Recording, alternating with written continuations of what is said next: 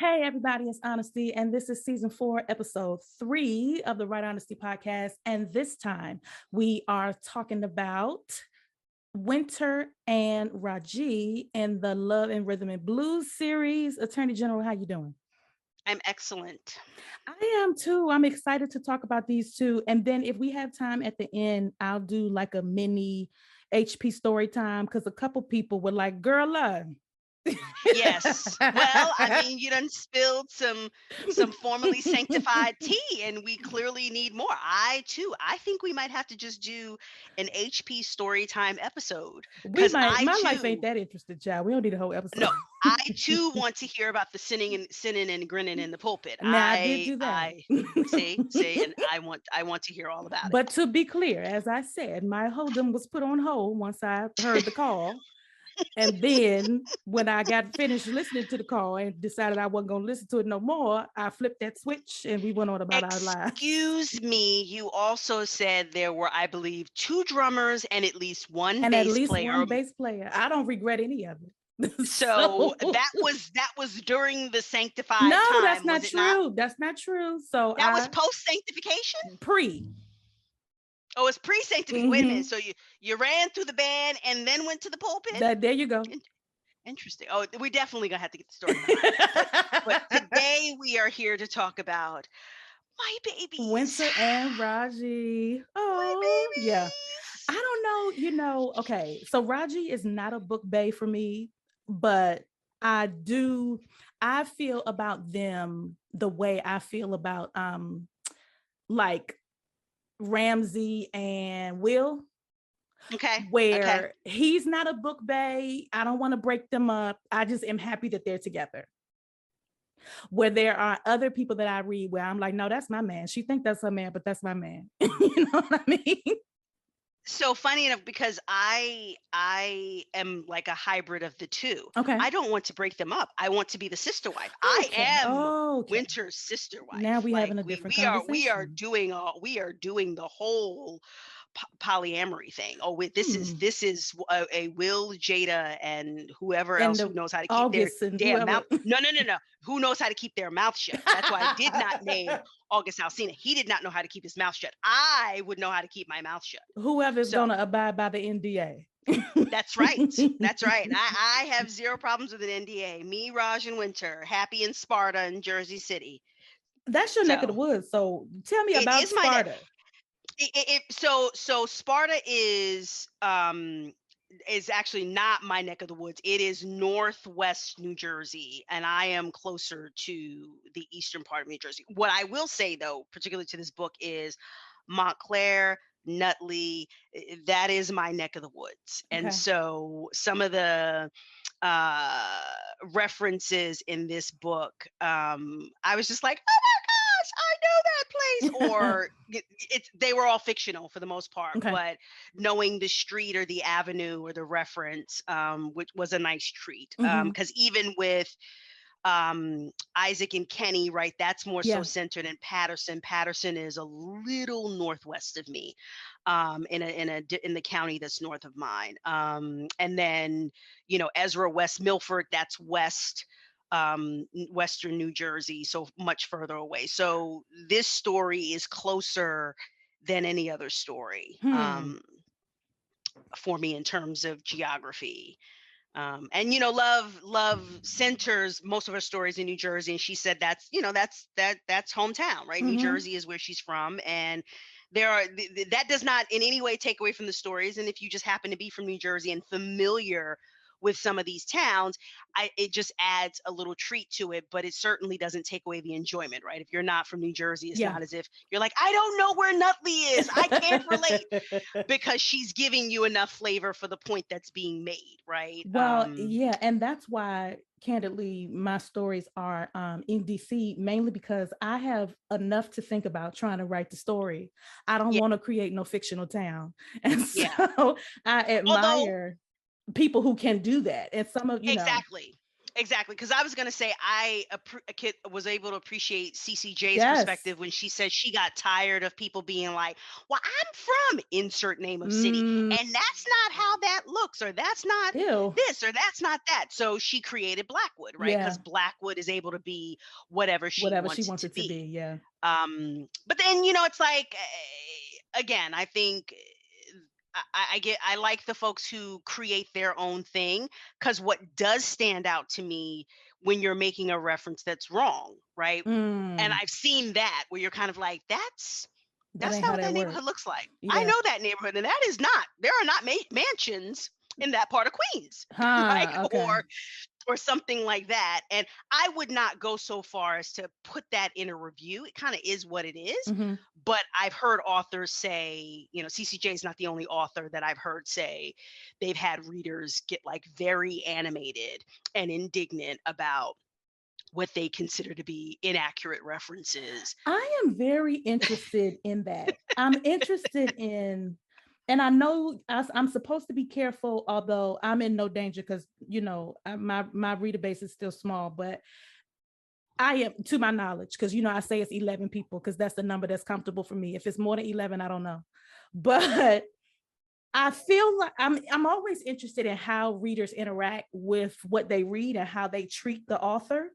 Hmm. Um, because I know that readers get really, really, really passionate about the text and the story and how it made them feel. And they reach out to the author and they say, you were good at this or you were bad at that.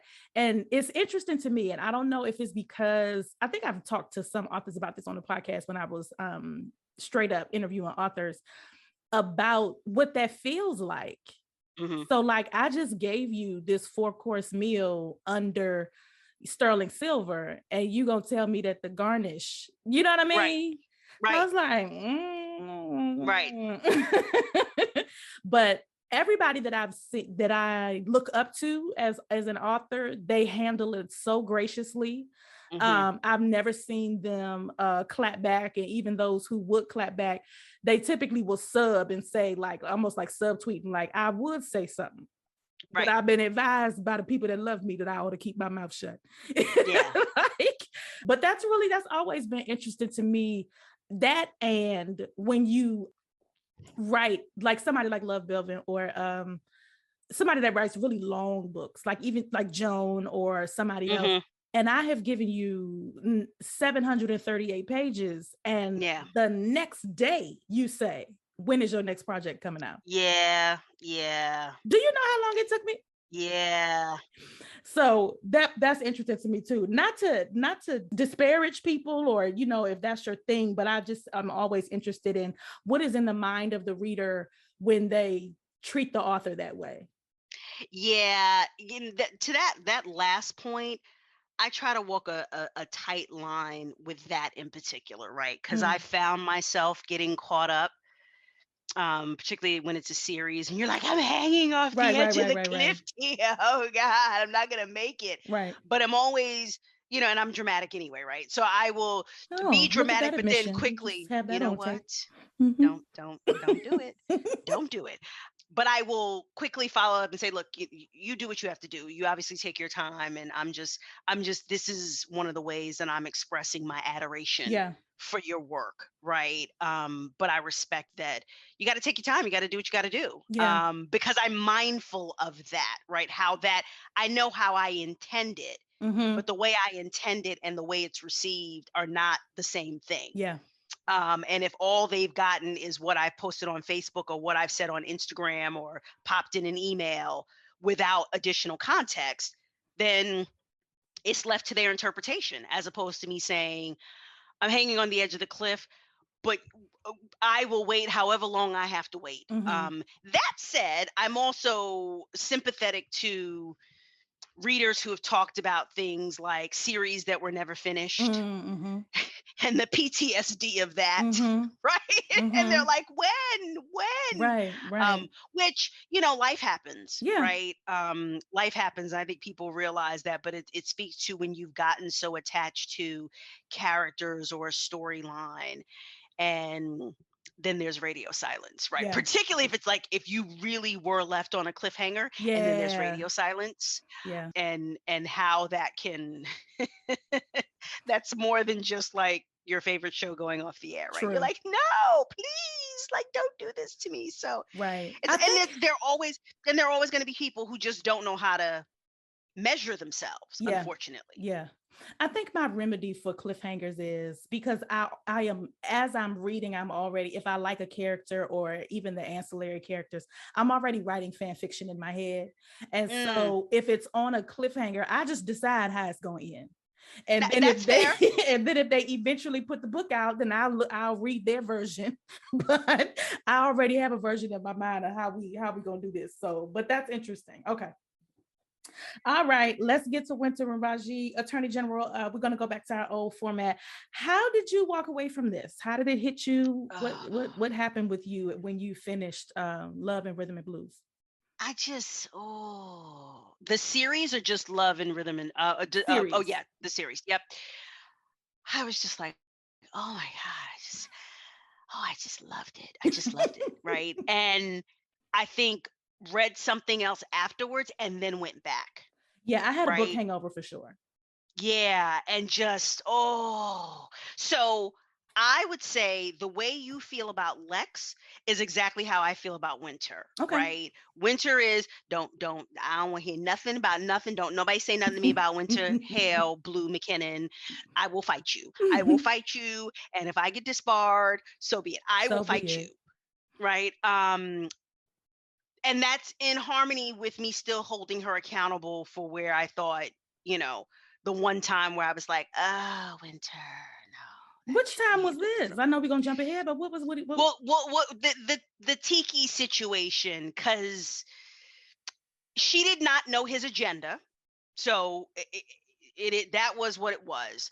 But Winter knew that she needed to nip it in the bud. She says that because I actually highlighted that, and I think in hmm. prior reads I've seen it and just kind of skimmed over it. Mm-hmm. But she says to herself, I'm going to have to nip this sooner rather than later. Okay. It's when they meet the songwriter, the famous Yeah, yeah, yeah, yeah, songwriter, yeah. right? And so I think that the reason she didn't immediately nip it was because coming from Garfield, which is um it's not the hood per se, but it's a little gritty, Mm-hmm. right? And Cranford, where Tiki is from, and Lord, I keep saying Tiki in my head. Tara, shout out to you again Thank you, because Sarah, because I we was had to saying do teak the whole time, child. I was, and either way, Tiki actually even sounds more bitch ass than Teak. So maybe because I was just like, you are a cornball. But I think Winter viewed him as a cornball, right? I think his antics were like, oh, because Winter was probably used to dealing with dudes who rolled up, like, yo, Mm-hmm. shorty, what's up? Let's Yeah. do this, right? And so I think she viewed Tiki's antics as corny and not a big deal. And she had other things going on. So while she peeped that he was flirting, and then she just says, like, I'll deal with it, right? And with her not having the context of how he was trying to use her to get at Raj, as it just kept ratcheting. And then there was also this legitimate reason that they were in each other's lives, right? Was a talented songwriter, an established songwriter. She was an aspiring, right? He Mm-hmm. actually was delivering value in that respect. So I got that too. It's not like she could just be cold as ice to him. They were in this boot camp together and it was what it was. But that was the one area where I was kind of like, ooh, Winter, I like you knew from very early on what time it was with him, right? In terms of that he was Hmm. flirting with you. I wish she had just been like, yo, like we can be cool. We're in this boot camp together, but whatever else you think, like, nah. I don't know. Um, would he have kept going? Maybe, but because I felt like she didn't check him, he understandably thought he might be getting some traction, Yeah, right? I mean, I could see, I know she wasn't into him at all, and she said she should She have shut wasn't. it down.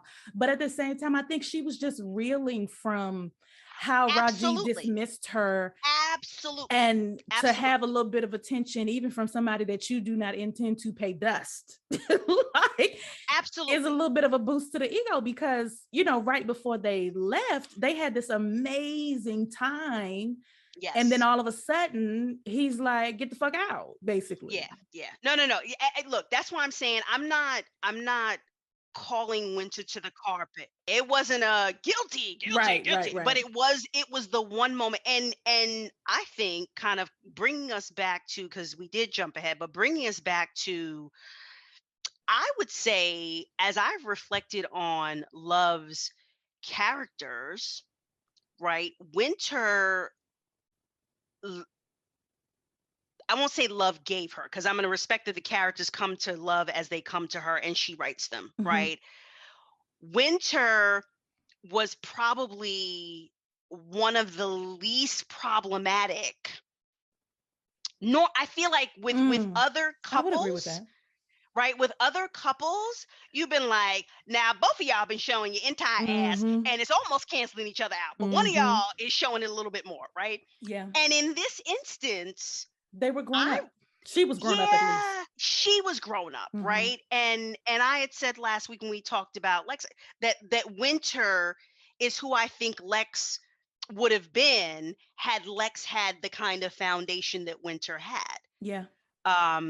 Right, just a little more comfortable in her skin, right? And Mm-hmm. I mean, Lex, for all that she came from, she was incredible and amazing, so it's not taking anything away from Lex.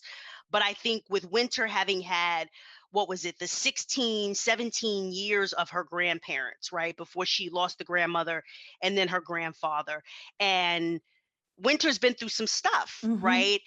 And it's not I said this before, like, it's not a competition in terms of who's had more trauma. They both had trauma in this story, Yeah. but clearly Raj's trauma was like, whoa, whoa, whoa, right?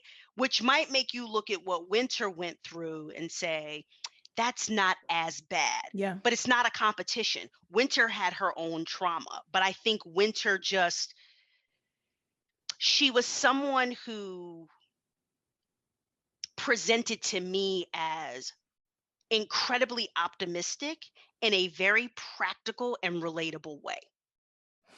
Like, Hmm. Winter was, life gives you lemons and you make lemonade. But I think that can be presented in a way where people sound like they've just reached this uber higher level of enlightenment, right? They're like, life gives you lemons, you make lemonade, and you just get past it.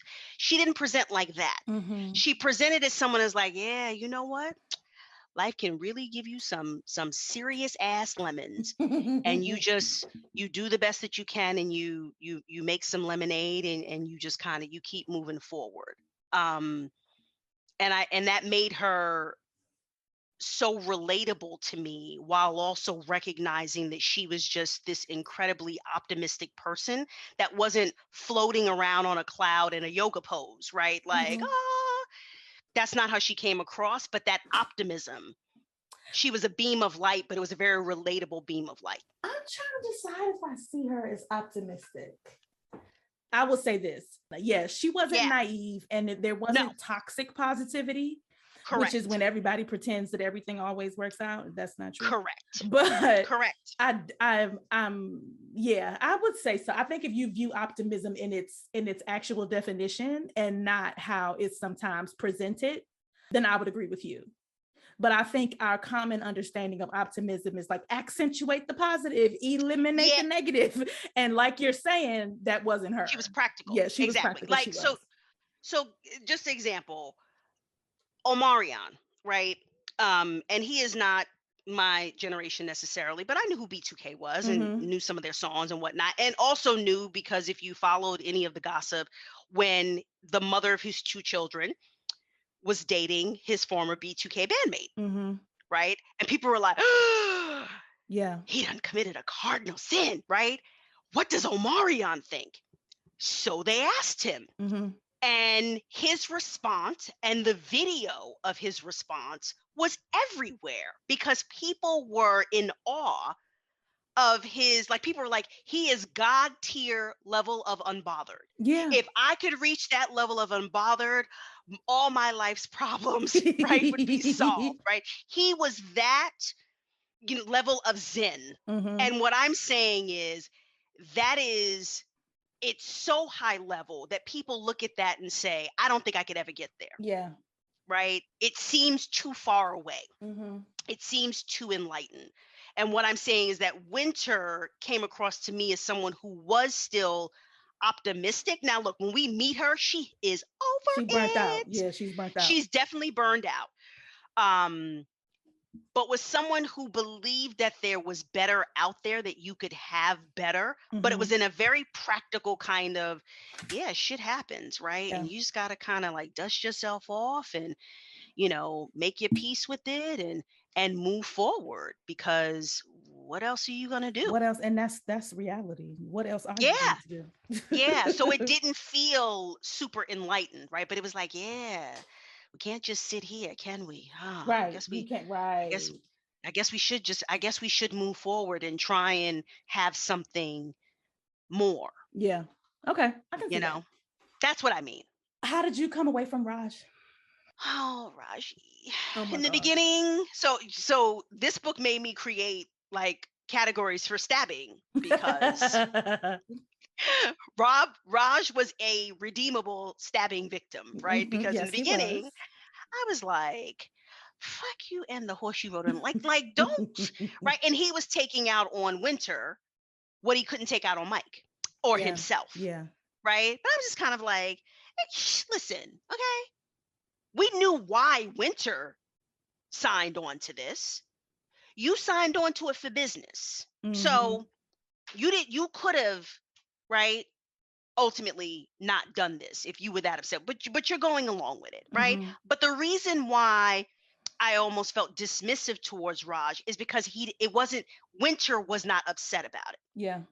right? So as much of an asshole as he was being towards her, she was like, I ain't, whatever. Right. Like, She wasn't even a fan of his music. But we're she loved it, right? yeah. Loved those parts, right? She was like, nigga, ain't nobody, wasn't nobody checking for you. Did you see a Raji CD next to my vibrator? Like, bruh, like whatever.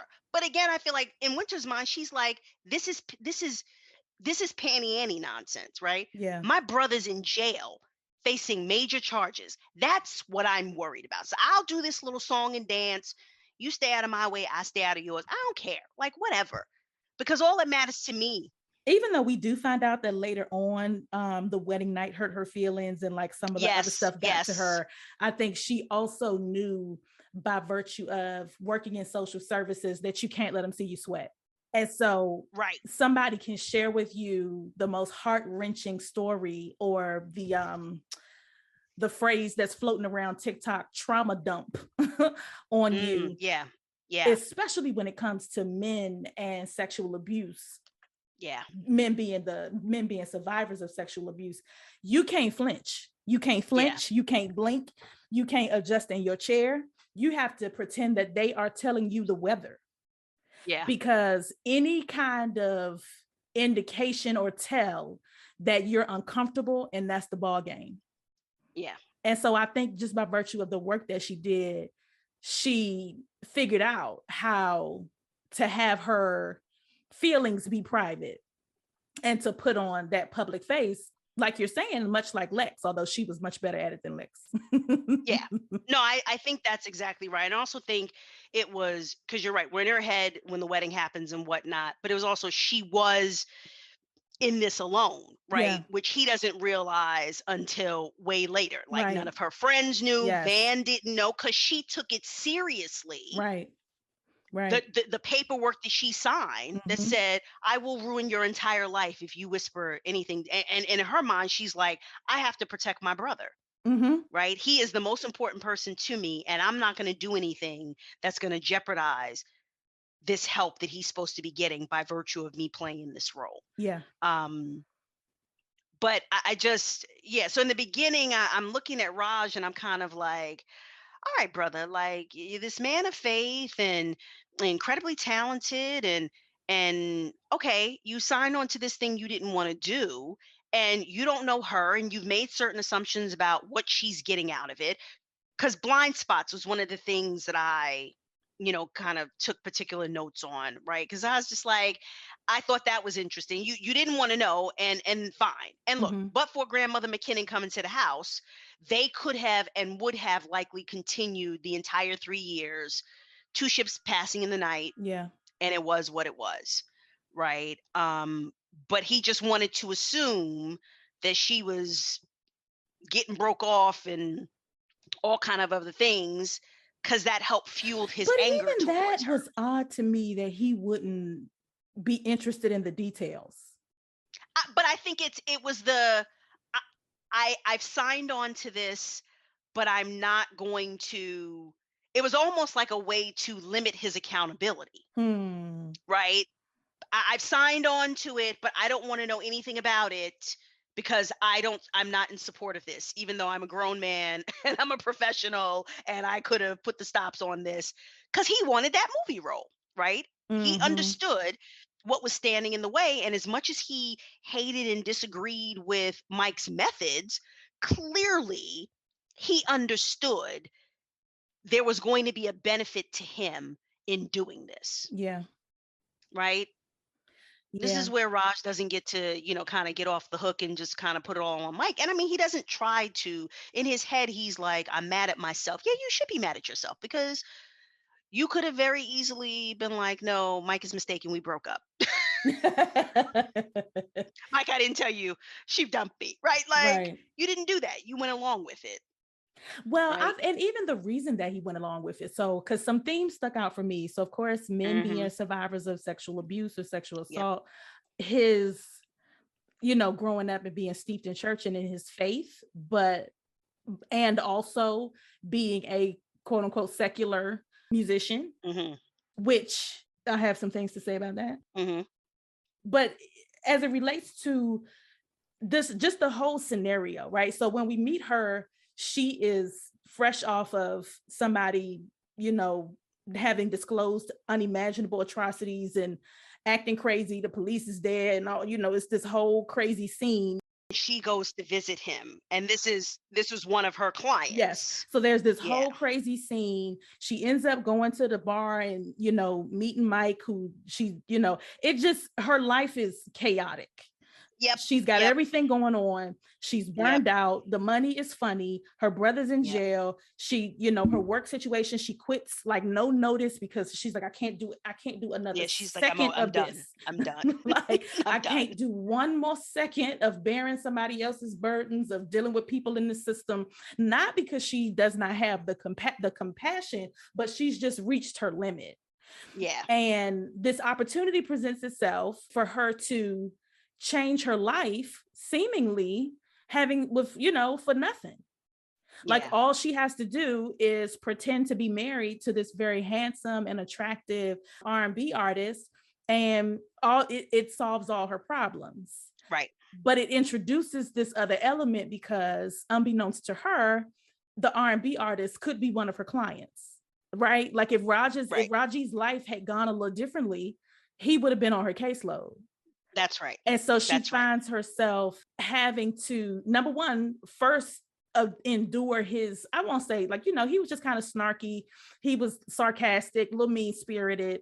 And, she didn't spend too much time with him in the beginning, but he definitely made Right. known that she was not a part of the crew, that he was going to Right. come and go as he pleased. And she Right. was to, and I guess She wasn't really welcome. she She wasn't wasn't welcome really welcome. at all. Yeah. And as I'm thinking Yeah. about it, he he initially objected to the arrangement, but he also understood that to do what he wanted to do, he needed to go along with this, Right. because everybody was trying to figure out, was Raji gay, was there sugar in his tank, da da da Right. da. And so Right. it was in his best interest, much like, as you were saying, Rut and Emily. And then it was another fake relationship in one of these. Stanton Yeah, and it Erica. it's Stanton and Erica, yes, to basically, and a little bit, but they had their own weirdness, Trent and Brielle, but because they were actually in something, but she wanted to keep the Right. facade going for her own Yes. benefit, Yes. to hide her Yes. bisexuality, whatever her struggle was. Right. But ultimately, I see now that you framed it that way, why he didn't want to know the details, because he resented the arrangement whole cloth. Like Yes. he wanted nothing to Yes. do with it. So whatever you did with Yes. Mike, that's what you did with Mike. You got to stay here so that people can think that we live in the same house. But basically, this Maisha, stay out the way. Yep. Yep. And Winter was fine with that. So yeah, And yeah. Winter was fine with that, right? Like it was like, all right, whatever. Like And I would have been too, child. I would have never known nothing about him. same, But I'm same, petty. same, same. And listen, that changed because Raj had a need, Yep. not because Winter had a need, Yep. right? And even in that, when he comes to her, what I loved about that scene was, right, so he comes to her and she's, getting her teeth whitening Groupon, right? Mm-hmm. And he explains, and he's like, look, if you do this for me, I'll pay for your teeth get white. She's like, I already took care of that, like I'm good, like Yeah. I don't need you for anything, right? Leave me Oh, alone. you're eating my food. She's like, no, actually I paid for this, so you're playing yourself. Like, what do you Right. want, right? Like, leave me alone. Like, we've been leaving each other alone. Right. Please leave me alone. Exactly.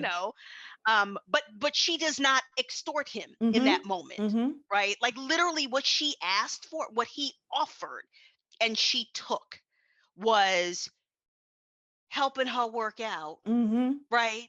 And eat better. I mean, Which she could nothing, have did that on right? YouTube. She could have did Exactly. that. And he said, oh, and I'll help you, better understand the music. Again, stuff that was nothing for him, Right. no monetary value necessarily attached to it, right? For the sake of her playing up this married role to fool his grandmama that got Mm-hmm. Jesus on the main line. Like, I mean, it just, Yeah. right? Like, if she wanted, that would have been the time to be like, oh, well, while we're at it, Right. go hit me off with a new Range Rover. Like, I mean, but her mind wasn't even there, Mm-hmm. right? To take it there. So Yeah. How did the flashbacks?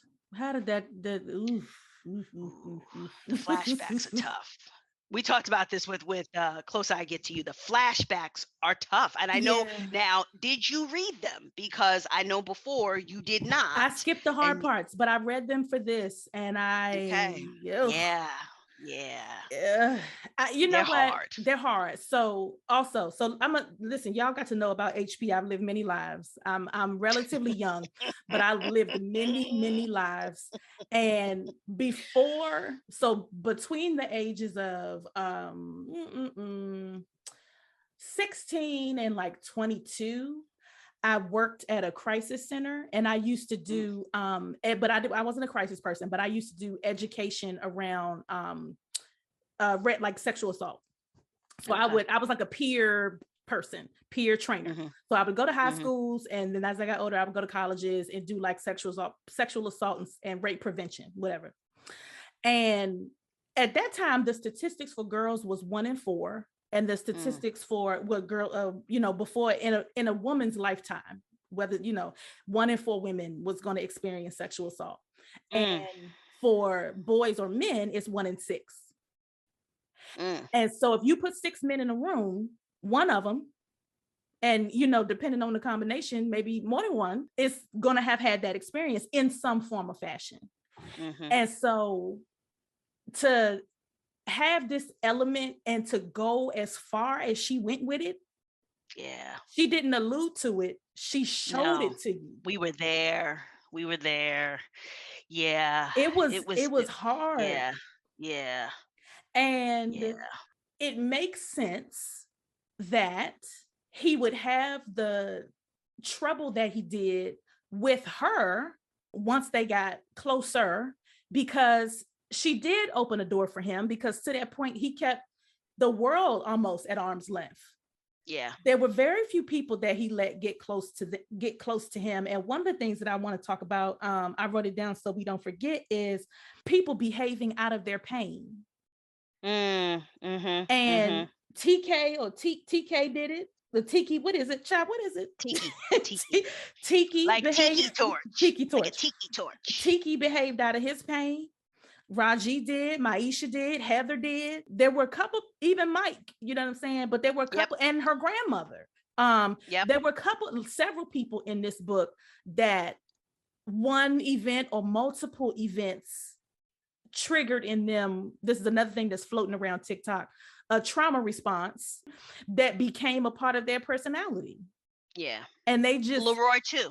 Leroy yes, too. Hmm. yes, where they Yep. just, it just became how the way that I deal with the world in order to protect myself from being reminded of or feeling or being any way associated with the things that hurt me. This is how I'm going to treat you. Yeah. And we see that come to a head, when he does require her to go off to the boot camp without him. And she thinks that, they've like said they've had this wonderful time and it's going to be great. And no, it really, that's the crescendo of it. But I just thought it was really, number one, I don't know how she wrote them scenes. That's tough going. And then also, because she writes it where you're in the room. Yeah. Yeah. So he's not telling anybody this happened to him. No. He's reliving it. Yeah. And Yeah. then on top of that, to have that be the reason, whether he felt emasculated, whether he felt victimized, whether he felt thrown away, unprotected. Because again, his Mother McKinnon right downstairs or at church or Mhm. picking up kids because Mhm. they don't have nowhere to stay, and Ezra Mhm. says something about her, but the point of it was that she was sharp, but she was missing the point. Yeah. Oh, Raj said it too. Yeah. Raj said it too. That in some ways, he says, she has the sight, and in other ways, she's blind as hell. Right, right. And so just before we get into like their interactions with each other and some of the other themes, like this idea that if you've had more than 6 partners, one of the people that you've been with has been sexually assaulted. Yeah. If you're a woman that deals with men. Mm. And if you're a woman that deals with women, it's going to be 1 in 4. And Yeah. so, and to what we talked about with Ezra and Lex is like, some people never tell. Yeah. So your Yeah. husband could very well, or your boyfriend could very well have had that experience and you don't know. Right. And it just so happened because it was this huge impediment to the progression of their physical intimacy, and because she had experience with it and she knew what the signs and symptoms were, like that she could speak to it. But there are people in marriages who get divorced because their partner won't touch them and they don't know why. Yeah. And they think it's them. They think it's because they Yeah. put on weight. They think it's because this, they think it's because that. But that person has some history of sexual trauma that they can't disclose and can't get over. Yeah. So there were two things that I made note of. So number one, kind of going back to what does it mean to be healed? Yeah, buddy. Because at one point Raj says, when he finally, he and Ezra finally reconnect after he's been running from Ezra, and he's like, I thought I was past this. I thought I was healed of this, Yeah. or something along those lines, right? And Ezra's like, "Eh, this is not something that just you eliminate, right? Right. You just find a way, you know, to better manage how you Mm-hmm. feel about it, or something along those lines, right? But basically saying this doesn't go away, Mm-hmm. right? Because Raj was almost viewing it as, after he had gone through the counseling with Ezra and he stopped having the nightmares, he's like, I'm healed. Oh, I'm Mm-mm. healed. It was like, no, not exactly. Because to your point, he was avoiding intimacy, Mm-hmm. right? He wasn't avoiding sex, but he was avoiding intimacy, Yep. right? And he had never had a relationship that would have put him in the position for this to be triggered for him again. So you Right. could understand why he's thinking, I'm healed of this. Well, brother, you're avoiding, and he probably also thought, well, because I can still have sex, Right. right? So I can have sex. So it's not like I'm afraid to have sex, but you didn't want to have a relationship, right? Mm-hmm. You weren't having relationships. So you weren't really healed, but you were figuring, okay, healed for him meant the absence of the nightmares and an ability to navigate his life, Mm-hmm. right? And he had that control, protection, so on and so forth, that he provided for himself, right? And then, he starts developing this intimacy, which started before anything physical happened, right? It was the two of them sharing, and this goes back to your point last week, right, about sexual chemistry, that is in large part created from the two people getting to know each other, right? It's Mm-hmm. yes, can you have a situation where you are so physically attracted to someone you just want to jump their bones? Yes, fine.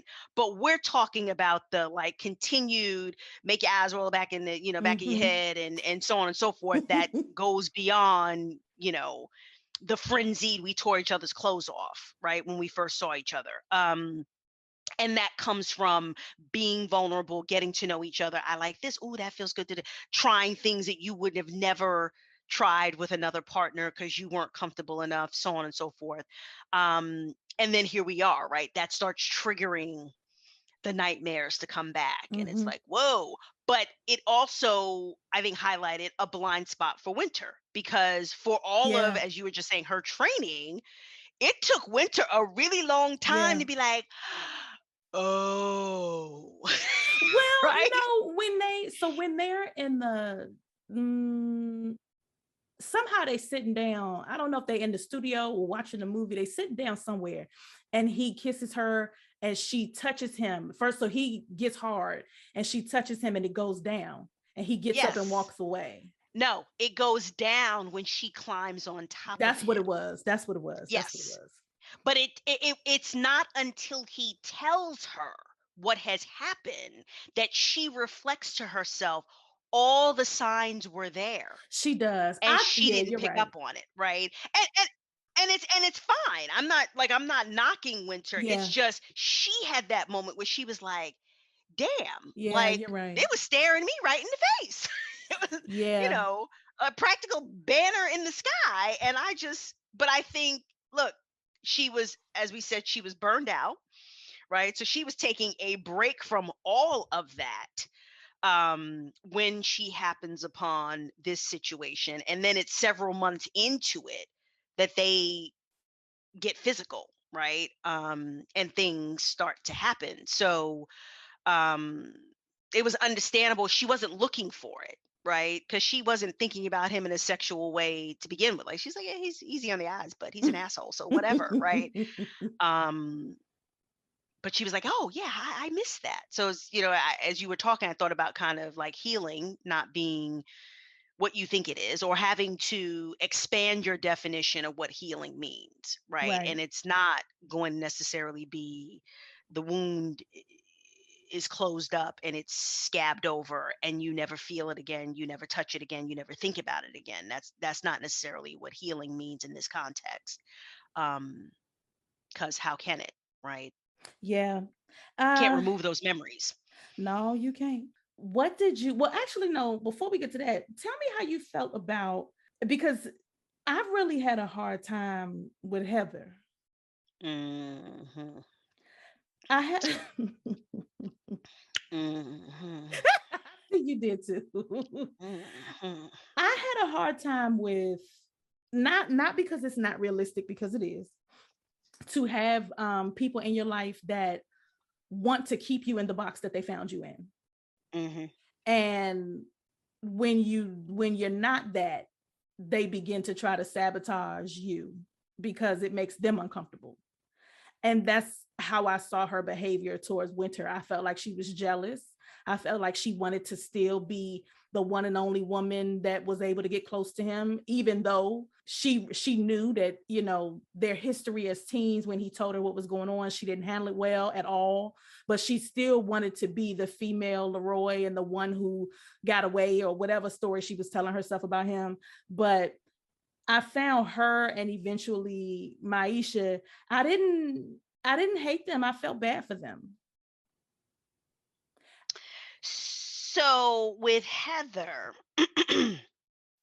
Heather was interesting because I agree with what you said in terms of she keeping him in the box. But also when we take a step back, remember that when we meet Raj, even though they've been lying about his age, right? We Mm-hmm. meet Raj. Raj is late 30s, Right. right? And the dinner where he and Heather meet up for dinner and she kind of surprises him with Maisha showing up, right? So he's already annoyed and whatnot. But when he basically tells her that if Winter, he realizes he has something real with Winter, and if Winter will take him back, if she will have him, he's hers. Yeah. And I felt bad for Heather reading it again for our discussion. I was like, ooh, yes, sis, that had to hurt. Because for 2+ decades, she's been the one love that he had. Mm-hmm. From when they were 11, 12. Right. Like, just get your mind around that, Mm-hmm. right? From 11, 12-ish. And Raj was 14, I think, 13, Mm-hmm. 14. And now he's in his late 30s and she's, 2 years behind him. And she has been the one love that he had. So she's had a long, we're calling it best friends, but Heather is sitting on 2 decades of being in a spot that no other woman has occupied, Yeah. Yeah. right? And she selfishly but humanly relished that. Even though she was married, 2 kids, Mm-hmm. she loved being the one woman that Raji had loved. Yeah. And here he come, talking about this, pay wife. It done developed into something real. It's like, what? Mm-hmm. Excuse me? And I think it was one thing to hear Maisha telling her, girl, this is I don't know what's going on here, but it's getting too serious. Which right, or already stoked the jealous flames that had Mm-hmm. been starting to burn, right? Um, but then she hears it directly from Raj's mouth. And of course, he doesn't know about her taking her ass out to Sparta and that foolishness. He doesn't even know about that, right? Mm-hmm. On the one hand, I was like, ooh, that had to sting. And on the other hand, I was like, yeah, man, she drove all the way out to Sparta for nothing. Heifer. Because Winter says, like, ain't she married with kids? Like, who got that kind of time to be having sleepovers when you got a whole husband Right. and kids, and you coming out here? And where were you when I was deep throating him last night? Like, girl, Oh please. Like, what my. is Okay. this? Right? So Heather, yeah, but Heather had been allowed to get that comfortable because there was no one else, right? So yeah, she just kind of continued to settle in and emasculated her husband in the process, right? When the Yeah. husband said, "Yeah, I'm gonna go sit in the car that I didn't buy, and we'll go back to the house that I didn't pay for, and you only need me when you want the babies," I was like, "Oh, big Twan, Yeah. oops, It was a wow, lot. It was just it was a lot. I almost It was found a lot." myself having a hard time talking about them just because like it was just a lot to this story.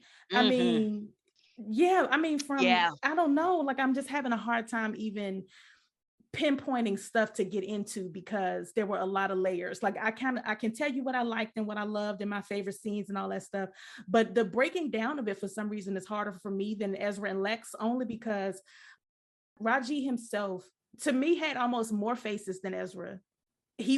There was one Raji at church, there was one Raji on stage, there was another Raji in the studio, there was another Raji with Leroy, there was another Raji with his grandmother, there was yet another one with Winter, yet another one with Maisha. And so you really didn't know you only knew who you were getting based on who was in the room.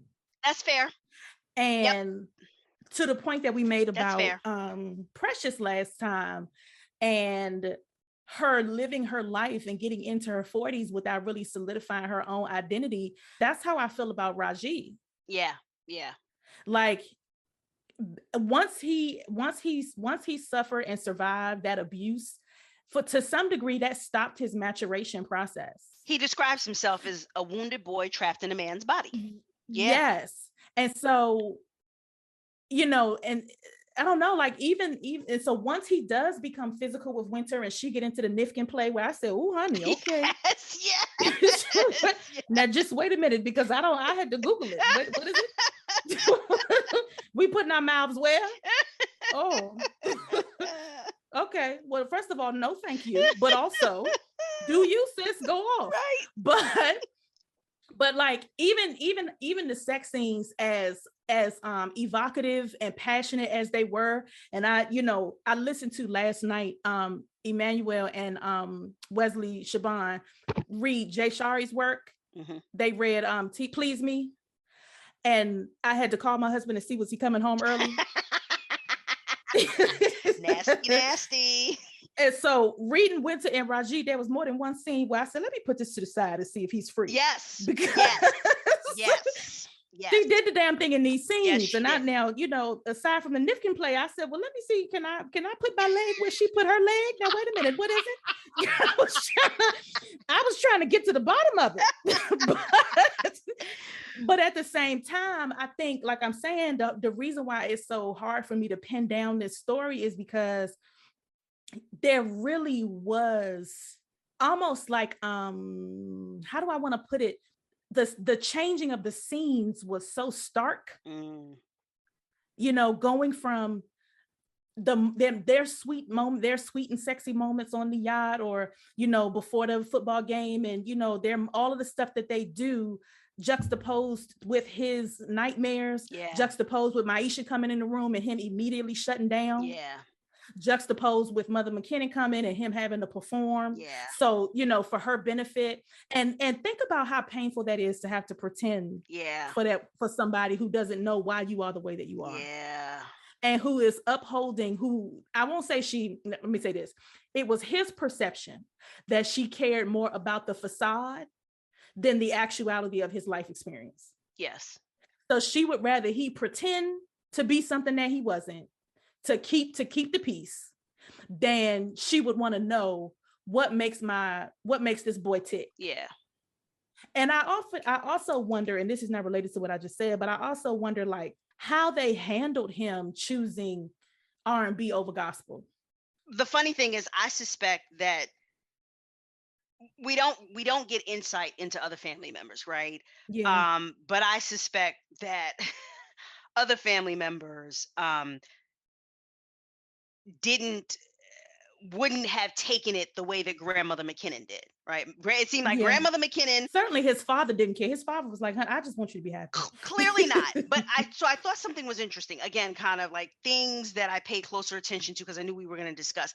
Patty says something, and I think this is the scene where she comes to the club, right? She goes to checkerboard demanding money or something. And when she tells him why she targeted him, right? And it was basically to get back at his mother. But she says something about her mother.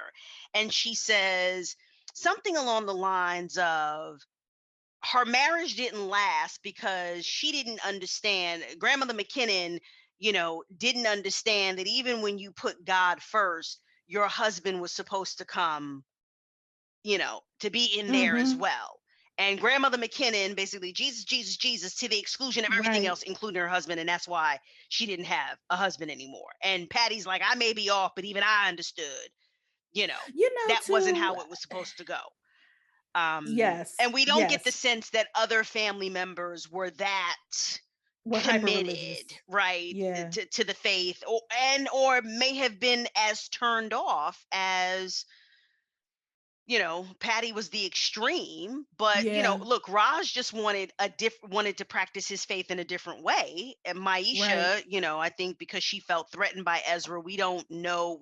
Clearly, she probably wasn't going to Redeeming Souls, but we don't know if she continued to pray or if she went to church elsewhere or whatever the case may be. But yeah, I mean, and Grandmother McKinnon was the example of, it makes you wonder about how that plays out with when you see, for example, pastors and some of the eventually inevitably PJ Morton, like Bishop Morton, the whole yes you know what I'm saying, and here come PJ, which from Freestyle Nation to the stuff that he's doing now, like he writes some gospel lyrics, but in general he's like a neo soul R&B kind of guy. Yeah, but and that's one thing, but it's not like PJ is out like robbing and killing people, or or hip hop artists where every other word is F this and suck my dick, and right. And so that makes a difference. I think there's like shades of it, right? You're gonna have some people who always going to be you're singing devil music. Okay, fine. but going back to this notion of people who are so focused on saving the world, they don't even save their own family, Yeah. right? And grandmother McKinnon, um, it was interesting because she wasn't a fraud, and yet, Hmm. boy, when it mattered the most, Yeah, she missed it. she missed it. And Yeah. that she didn't realize that not just her grandson, but Maisha, Hmm. Leroy, Arnie, Hmm. like it wasn't Hmm. just Raj, right? Like Raj is the Right. most egregious because we know about it and it was his aunt, but we know that Right. others were assaulted and this is happening and it we're the impression we're given is that and she was just a picking up the strays, just a picking up the strays. Come Right. on, stay with me. Come on, stay with me. And also, that God will make a way and God will figure it out. God will make it right, so I'm going to let my drug addicted daughter stay in my Have house, free reign. Yeah. even though she may be bringing people into the house and, behaving in dangerous ways, and it may not be safe for Hmm. her daughter. Like, there just seemed to be no cognizance of that, because it seemed like she was just focused on what, Jesus will heal her. Right, the Lord will touch her Well, and she'll be healed, and yeah. I'm just going to keep praying it out. And look, we actually hear in Tori's book. I know you haven't read that series yet, but what we get a tiny snippet that it's mentioned as an aside. She was Hmm. taking Patty to Yeah. rehab, right? But she kept letting Patty come back home and stay. And so it's like when someone's addicted, that is their God, right? Like, Yeah. God is not, that is their God. Whatever they're addicted to is their God. And you can pray and the oil and the water and fasting and all of that. Um, but look what happened. Look at the damage that was done. And I thought, there was the question that came up between you, myself, and Sean, right? The fact that he didn't tell her, and he should have told her, right? He should have told her, because he was shielding her from her accountability, and I don't think he should have. Right, I understand that Yeah. her heart might have palpitated, but like her grandchildren were carrying scars. They will carry forever because of what happened, and that shielding her, to me, should have been lower on the list. um Particularly once they were adults, right? I understood why when they were children they didn't have the words and the language and the fortitude to say something when they were kids, but continuing to keep it from her when they were adults, I just felt like she needed to know. And however that plays out, you know, it plays out, Mm, in my opinion. yeah, okay.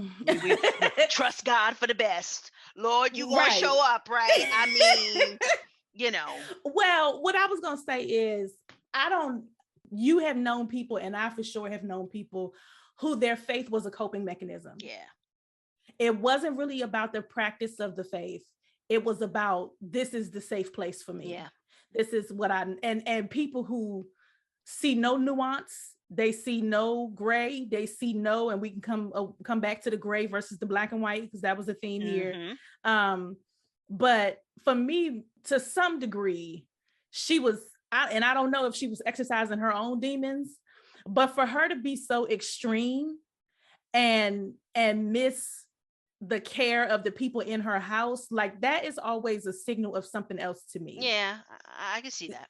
I can see So that. we don't get that on the page, Yeah, but to like you're saying, to have opened up her house to so many people who she didn't know, and to basically just throw the doors open to keep, and then live at the church, yeah, is like, you you know yeah, what I'm saying? Like, I got some questions for you. yeah, And so I understand why even in adulthood they didn't tell her, because sometimes you can tell somebody something that's serious or deep or meaningful to you, and then they say, oh baby, we'll pray about it, or oh, you shouldn't feel bad about it because all things work together. No, no, no, no.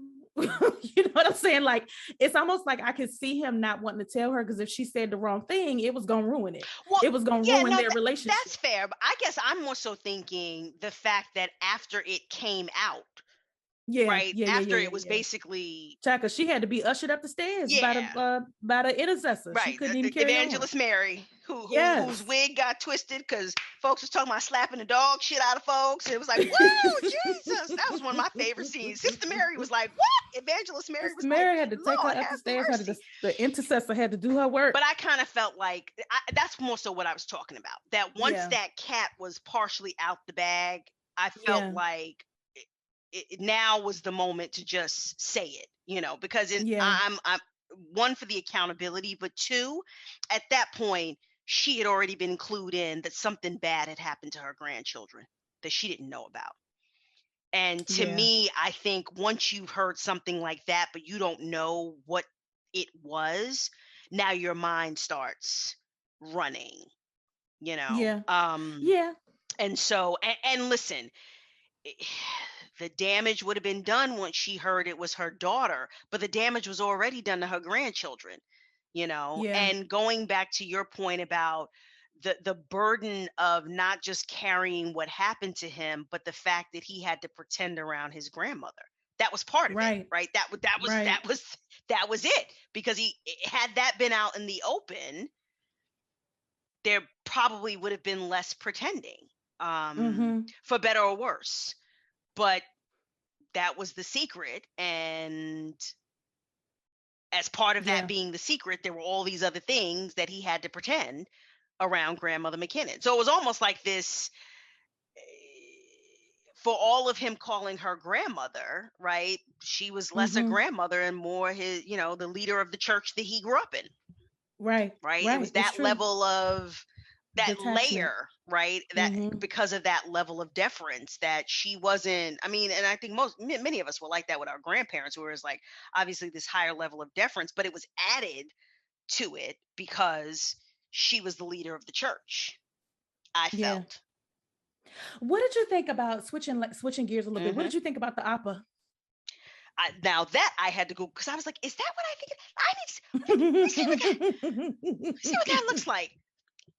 That was some when Winter says something along the lines of, right, oh, so you did this to drive the ladies crazy, and he's like, you don't mar your dick and spend Yeah, for months a year healing. recovering. Mm-hmm. It Um, was self-harm. It was like cutting. yeah, and it Mm-hmm. was. I mean, look, it ended up having a benefit, but wow, right? Especially the way I'm gonna tell you men, that shit scared yeah, me. because Now this is the way men talk about the pain of being kicked yes. in that area, right? And I was just like, but That people do shit it. scared me. I'm not gonna lie to you. It scared But me. people do it. I was that people do it, but I was like, this is a fictional character. This is somebody I'll never meet. They're not even real. But I was like, ain't no way he would put that thing anywhere near me Well, because I'm trying to figure out.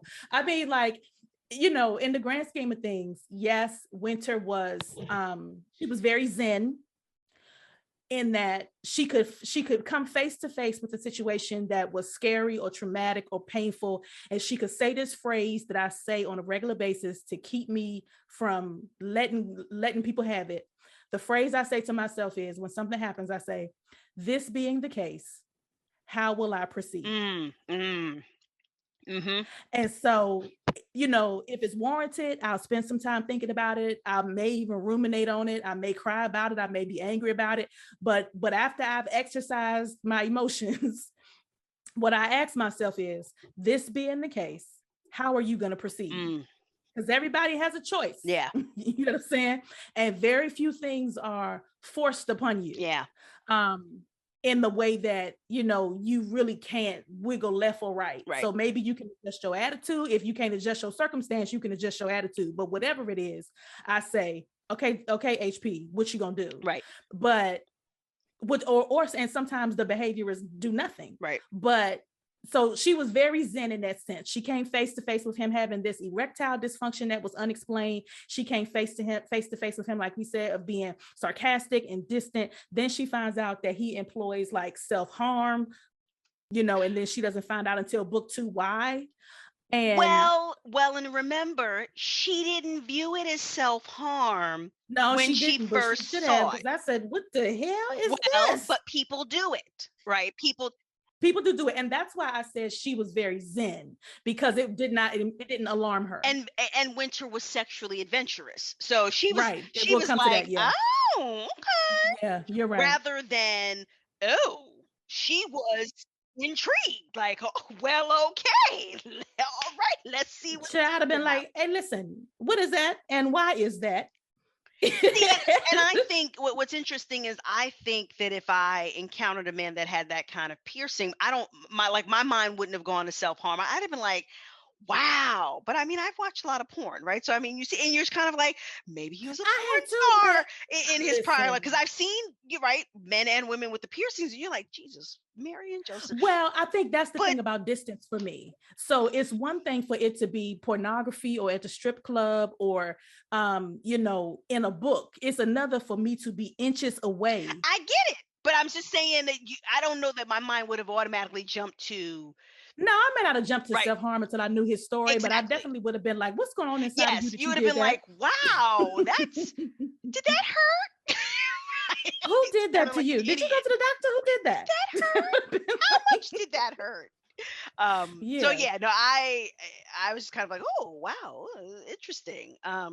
But because we're riding along with Winter, we're like, well, Winter's Yeah. gonna, because I agree with a different woman, it would have been a very different reaction, right? Hell Probably yeah. incredibly intimidated, maybe put off, maybe questions about, well, what's going on here? Why would you do that? And Winter was just like, okay, Yeah, let's you ain't take about to this beat up for a my ride. insides with that thing, Yeah, opening up things and stuff. I got fibroids. guess You what? ain't about to be fooling Guess what? around. Winter was like, it's banging around and I love it.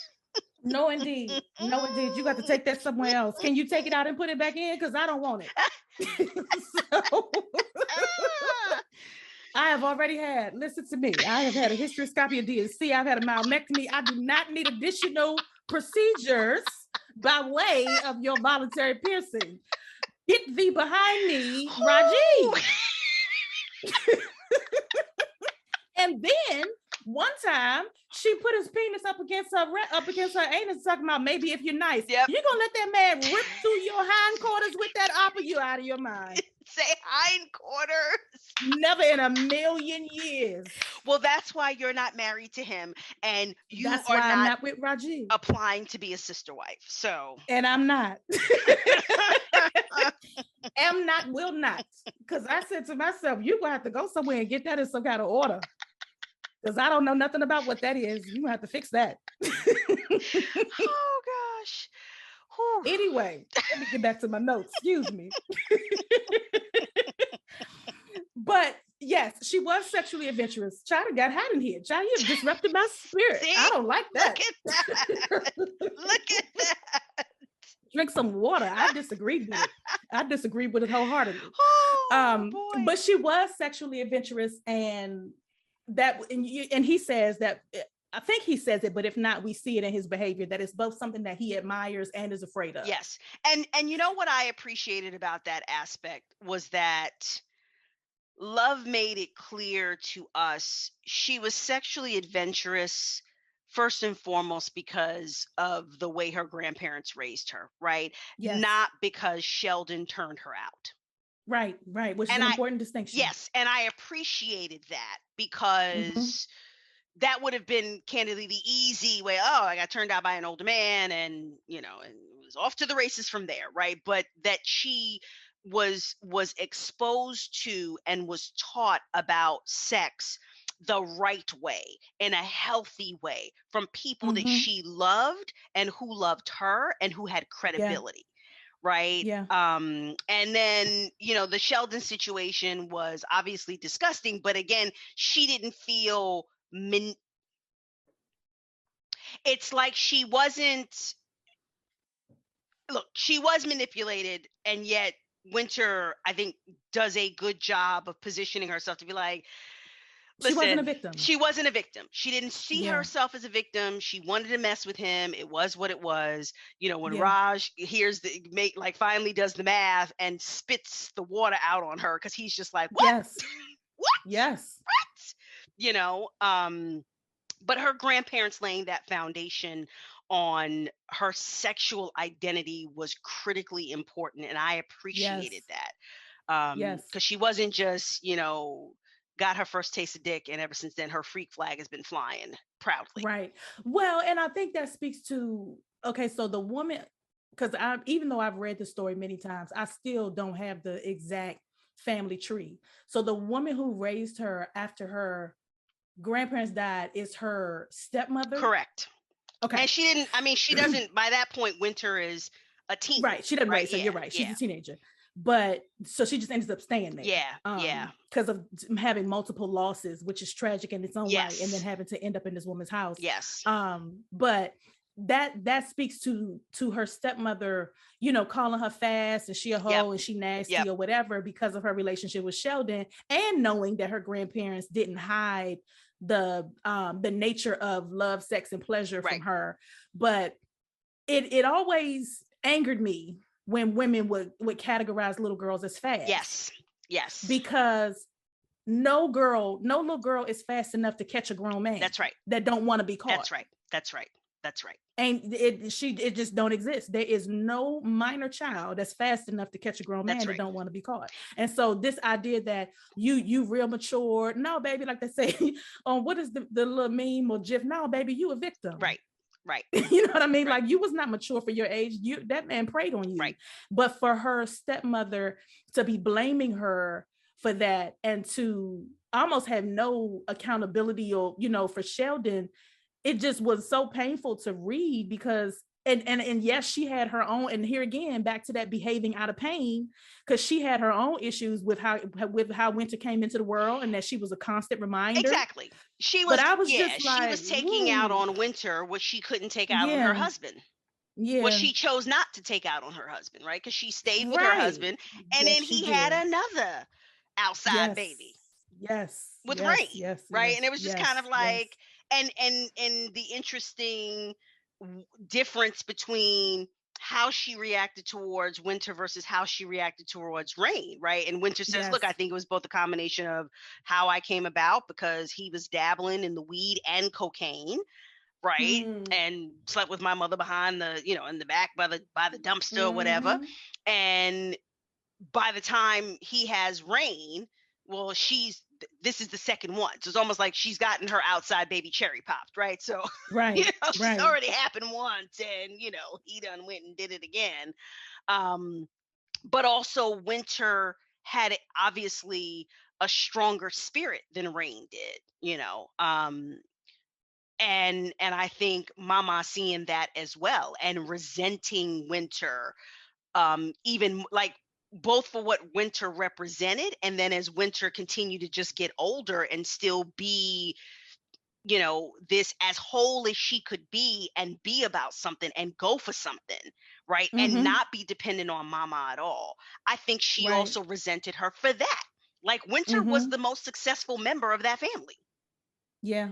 right? Yeah. Winter She had 2 was. degrees, right? Van, bless his heart, was working at the mechanic shop, but Right. dabbled in the He was streets, gainfully employed, but he right? still was having, and yeah, he and was a still couple hustling. couple of kids with 2 different women, right? Still living at Mm-hmm. home with his mother. Wanda Mm-hmm. was, bless her heart, Wanda was the Rose Nyland for the Golden Girls fans, right? Wanda was the Rose Nyland of that family. She Clueless was. Cliff, bless her. Oh, Wanda's Wanda. 10-year-old daughter had more sense than she did, bless her heart, She right? did.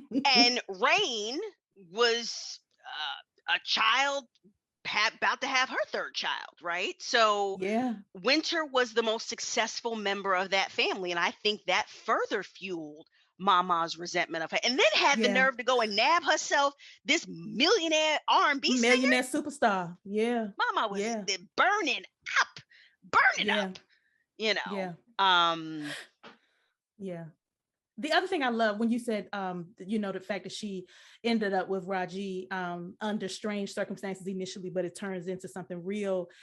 I loved, and I know we haven't, we doing everything today, so we ain't really on the Basically. usual format or nothing. But y'all go with us, Right, okay? Go right. with us. We're all over the But place. I loved how he wanted to be a part of her world. Yes. and in wanting to meet her family and wanting to get to know her once he got his head out of his ass Yes. and understood who she was to him and who she could be to him and who they could be to each other. I love that he wanted to know her and really wanted to begin to build the foundation for a lasting relationship, which is why when I saw him in Love's Encroachment, that's what it's called. Mhm. Yes. Mhm. It was good to see him, but I wish I could have gotten to see Winter. And so because I think, like I said, when we did do that recording, that he's happiest when she's in the room. Yeah. And so their relationship to me is just one that, like I said, I don't want to break them up. I'm happy that they're together because they really are yin and yang, or two peas in a pod. I mean, they're such a compliment to each other.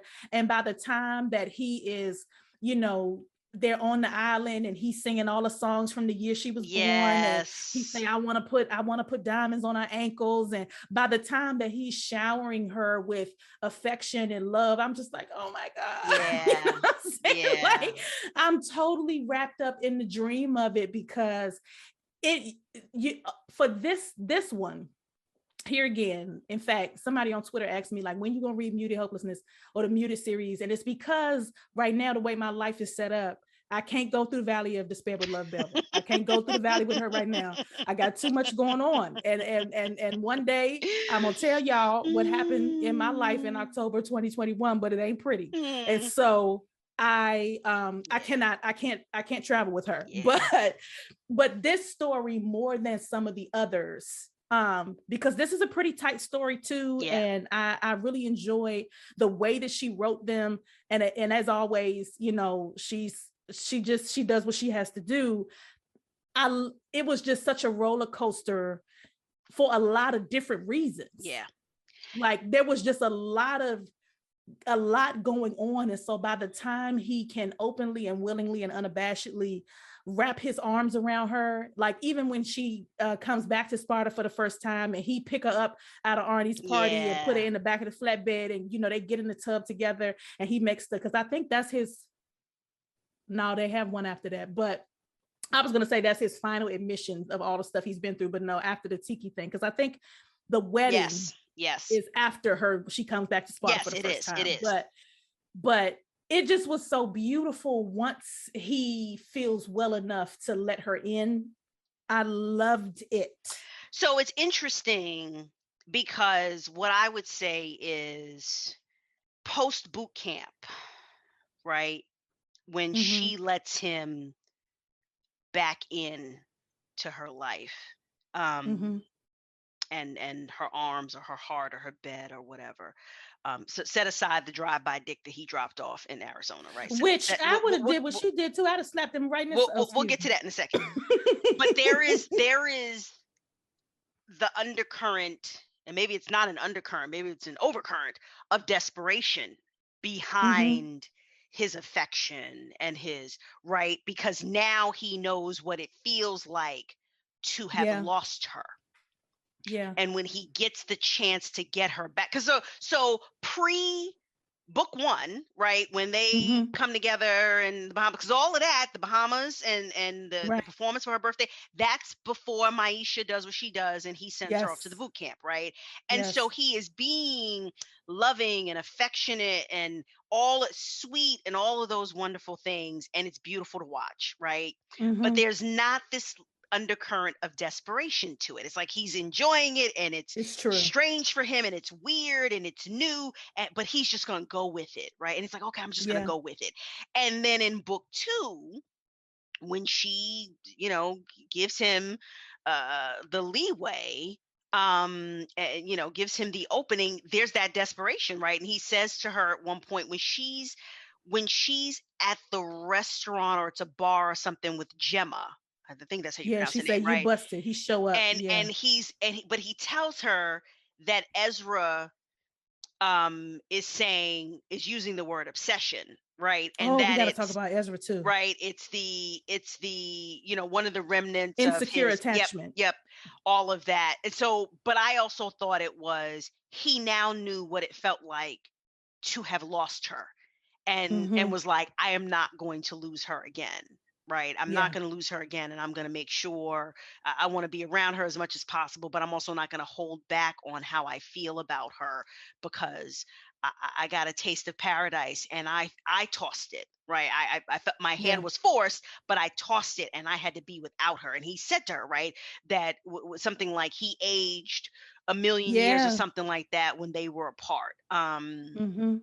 And I was so, I mean, I think anyone who reads that scene, you're so, you're like, what? The gun. Where's my gun? Right? Boy. Because there were so many other ways that could have been handled. But Mhm. I've also said to myself, I've reminded myself that he had been carrying that guilt about Patty, and no matter how many times Ezra said to him, "You did not kill her. That is not how this played out." He had been Mhm. looping it in his mind a certain Yeah. way, Yeah. right? Yeah. And to have Maisha, someone that he trusted implicitly, flip the script on him Yeah. the way that she did, right? Yeah. And so I'm going to say Raj was half out of his mind that following morning, right? When he did what he Yeah. did to Winter and he handled it the way that he did, he was half out his mind. Like he was not, you know, he was out of his mind. And still had the presence of mind, and I'm not giving him that much credit, but had the presence of mind to leave that card for her on the plane, which makes her cry, right? Yeah. And said, God Yeah. has revealed himself anew to me through you, which Mhm. was Mhm. just so beautiful. That actually just made me even more angry. I was even more angry. I Yeah. said, damn you, nigga. Why? Right. Why? Right? I was so mad. Um, and when he shows up, I agree with you. It's like slap the fire out of him again. Yeah. Again. Yeah. And you know I love a breakup, Yes, that and breakup this scene one, is it was everything. rough. Ooh, And it's everything. thankfully um I came to this series when it was already complete, Yeah. because had I had to wait, and she don't make you wait long. It's No. usually about 3 months, four Yeah. months or Right. less. But had I I would have been sitting outside her house. I, I'd have had to I Google too, her. I too would have been like, I need to Like, know. I'd have been I'd in have her been gym. like, I'd have been in her gym working out next to her, like, come on, hey, one more squat, one more squat. Now you gotta tell me, right. you gotta tell me, you And can't do this even to me. though, right. And even though, like I said, I do make my own story if I'm waiting on somebody, I couldn't have done it better than what she did. Yeah, that Like, scene is perfect. Getting it's it from perfect. both of their Yep. perspectives. And when Winter says, and we've talked about this before, I've been here before, on the Yes. cusp Yes, of an yes, yes, yes, accomplishment, yes. and someone who was supposed to hold me down and support me Yep. betrays me. Yep. I'm not going to get in my own way. I'm damn sure not letting him get in the way. Yep. She hikes her duffel bag on her shoulder Mm-hmm. and glides right on past him. And he says, there goes ironclad Winter. Right. And Mm-hmm. in book Mm-hmm. 2, he reflects on, wow, this is why when he finds out the family dynamic and he sees that Right. unfold at the house, and he says to himself, Yes. oh my God, this is why she was Mm-hmm. able to walk away from me, because the people who are Mm-hmm. supposed to be closest to her ain't shit. Right. So she Right. spent Not her man, none entire, of them. yeah, and she spent her entire life having to Mm-hmm. have this armor around Yes. her. So I was just one more line, one more person in a line of people that didn't hold her down the way that they were supposed to. Mm-hmm. Mm-hmm. And that rightfully made him feel worse in that moment, which I was like, yes, yes, let's remember it. Good. Yes, feel it, Suffer. feel it, What feel it. did you think about his relationship with Ezra? I loved it. I loved it, Mm-hmm. right? I loved, one, it's the, and since Ezra's still fresh in our minds, right? And now we're seeing, Ezra, Lisa marries a toddler, and the baby Mm-hmm. is, second daughter's in the picture. And so Mm-hmm. Ezra's fully broken in, right? Fully broken in. Right. Right. But I loved Ezra chastising him and being Yeah. like, I call you friend, right? Ain't Mm-hmm. too many people I call friend. And we knew that, right? Like Yes. right, if you read the series in order, you knew it even better. But Hmm. we were reminded of that. And Raj feeling so bad that he actually throws up, and I was like, Yeah. feel it, feel it. I liked Raj suffering, right? In book one, I was like, you ain't shit, your mama ain't shit, Good. your daddy, right? I mean, um, and then obviously the quote unquote forgiveness, it wasn't forgiveness, right? But it was just, I never told you to stay away, right? Like, Hmm. I've always embraced you, but I understood why Raj was thinking to himself, this is some foolery. I can't even bring it. I can't bring this to Yeah. Ezra, because Oh, this is yeah. pure fuckery. Like, there's We've no all been explaining there. this fuckery here that I've gotten myself into. But I loved getting a window into another person that Ezra counted as part of his very tiny village, of people Yeah. that he would be vulnerable with. And when he's like, all right, let's make some music, right? He's kind of almost see Ezra like Hmm. getting comfortable, and thought to myself, that's part of Ezra's evolution, right? Because when we meet him, right, it seems like, yes, he's got the piano in his house, but you get the sense that he doesn't play it that much, or right. Hmm. And Yeah. certainly doesn't. When he has to. Yes, and certainly doesn't like the singing, right? He would do it for Yeah. When he Mary, but needs it. When he needs it, he yeah, does it for himself. right. Yeah. Or But for so Mary. the fact that, he, Raji, and Dwayne have this little trio thing going on and whatnot, and And that he wasn't, that Raji was better than him at it. Because Raji says, he's good. Raji says something about Ezra's skill set at the piano, and that he was practiced but not something, because I think, we have this image of Ezra as being good at everything. yeah, yeah, yeah, yeah. And Okay, this was yes, something yes, that yes, he was skilled at it, yes. yes, but he wasn't as good as Raji. And Right, I right. just enjoyed that little drop in. Yeah, okay, yeah. No, I get that. And so I loved that relationship because of it was one more aspect of Ezra, right? Mm-hmm. Reminding us of Ezra's humanity, right? For all of his Yeah. spirituality on another level, and so on and so forth, but getting a window into that friendship was very sweet. Mm-hmm. And I thought to myself, those four, I hope that they spend time together, because I think Lex and Winter also would click. Yeah. Yeah. Candidly, the way that Lex and Jade clicked, right? Yep. Mm-hmm. Because Lex and Winter have a lot in common as well. And so yeah, yeah, that was another one of those pieces where I was like, oh, I love this. Yeah. And you're lucky I I like you also now, appreciate Raji. I also appreciated Ezra saying Rama or Logos, Hmm.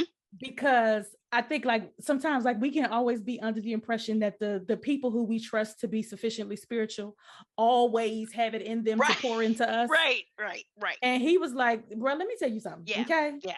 I am on baby number two, Yes. and two I did not plan on having. Right. Back to My back. wife is right back to back. My wife is trying to have a tummy tuck. Yep. And and listen, you Brother. didn't get married on top of me. I ain't even know Right. who this chick was. Like, You ain't I'm told coming her. to see about you. Yes. Right. I'm Yes. coming to see about you because it's been too long. Yep. But, like, please don't ask me to divine nothing for you, Right. because you know what I'm saying? I ain't got it. And so An I just on call appreciate it. prophecy. Right. You know what I'm saying? I am not, it don't work like that. Yeah. Like, and so I appreciated that he, one thing I used to tell people, when I was doing this, it was like, sometimes you want a prophecy and you want to go to church and you want somebody to be on the mic and say, who name in here start with an S? I see an S in my spirit. Why do we always have to do that? You know what I'm saying? Like, can you just read the Bible? Like, if you believe in the book, let the book prophesy to you. Like, why do we always have to get into, I ain't gonna say nobody's name, but some of these preachers who their whole thing is, they spend 4 hours prophesying to the house, and that's cool. I don't knock that. That was not my gift. So that's whatever that is. But, like, sometimes you just need to read the book. Well, but Like, to answer your question, because there's an audience for that. that's So true. You're right. so You're there's an right. audience for that. I was never quite comfortable with that. Like, I believed in the gift of prophecy, but I think, to what you may be alluding to, there always felt something a little, right? When somebody with an S, I'm like, okay, this is feeling a little too televangelist, Yeah, sometimes it can get a little spoofing. sticky. Yeah, yeah, But I appreciated Ezra's honesty about the fact that, like, for people who really do ministry for real and who are not in it for the money or in it for the status or for some of the other benefits that come along with it, like, there are times when I don't have the kind of prayer that's going to bring down the house. right. So what I can do for you is I can ask the man on the keyboard to play "Tis So Sweet." And when he's finished playing "Tis So Sweet," I'm going to read a particular proverb. Do you understand what I'm telling you? And we're gonna sing a hymn and we're gonna go out because And let I the don't, Lord you know what talk I'm to you saying? directly Listen, for real. Like, so I just tonight at appreciated his 9:30. yes, I just appreciated his honesty about that, because there were times when people would be coming to me like, I need you to, and I would be like, baby, Right, right. no, I ain't no, got it. no, no, no, I ain't got it. no. You need to learn to pray your own prayer.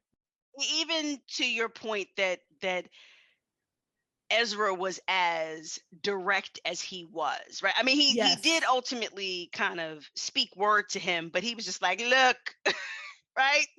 Yes, but even the word that he spoke was scripture. Like, he didn't find himself Exactly. the way that Exactly. he did with Trent, where he had the dream and he was able to interpret it, et cetera, et cetera.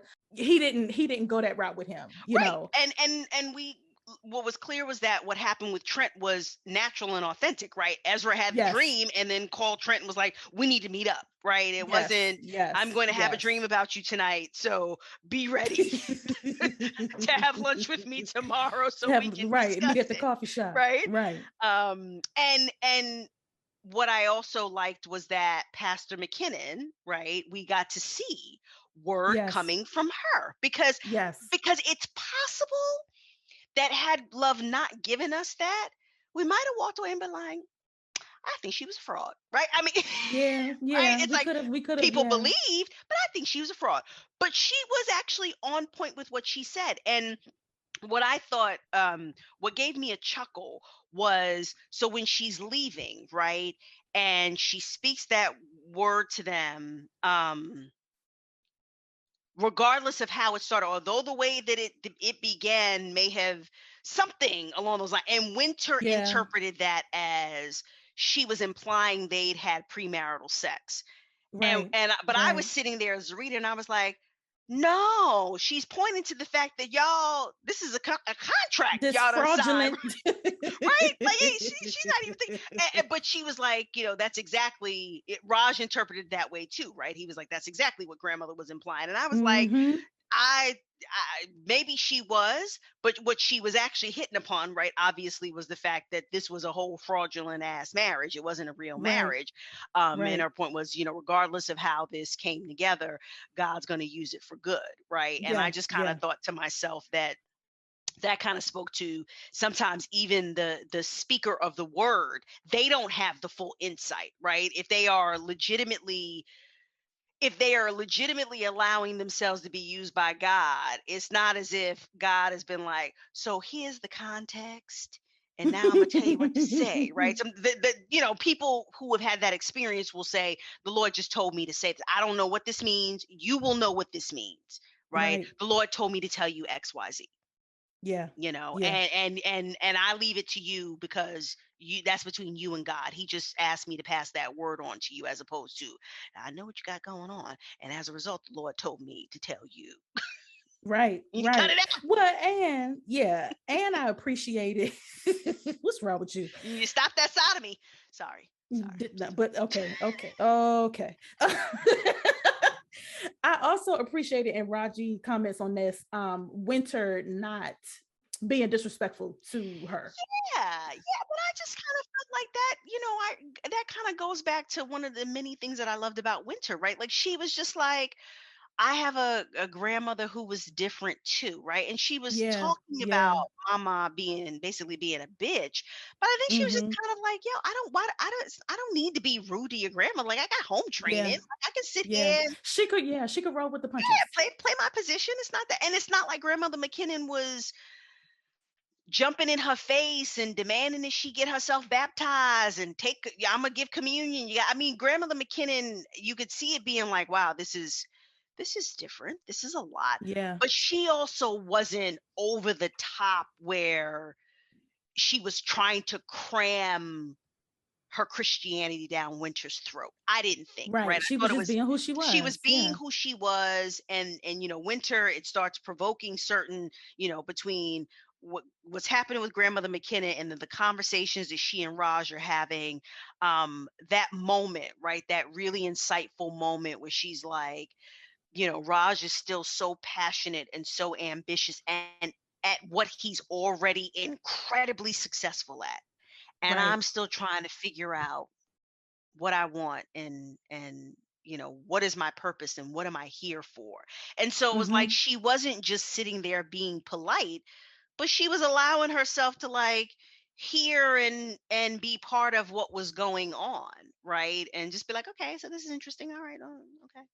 This ain't my thing, Yeah. but she start talking in Yeah. tongues. That's something different. Okay, but Well, all and it right. just goes to show you, but it just goes to show you because Heather and Maisha grew up in church. They supposed to have all the morality and know how to act and know how to treat Girl, people. But Winter was the one that like you were saying about Lex, to yes, embody yes, the love of Christ. the Yes, love of Christ yeah, when she was no more church than if I remember correctly, than Lex was growing up. But correct, you correct. have these people who are quote unquote outside the fold who treat you better than the people that's supposed to be able to, that's been baptized and doing all the rest. And we saw that so many times. We saw that with Arnie, right? When he was so concerned Yes.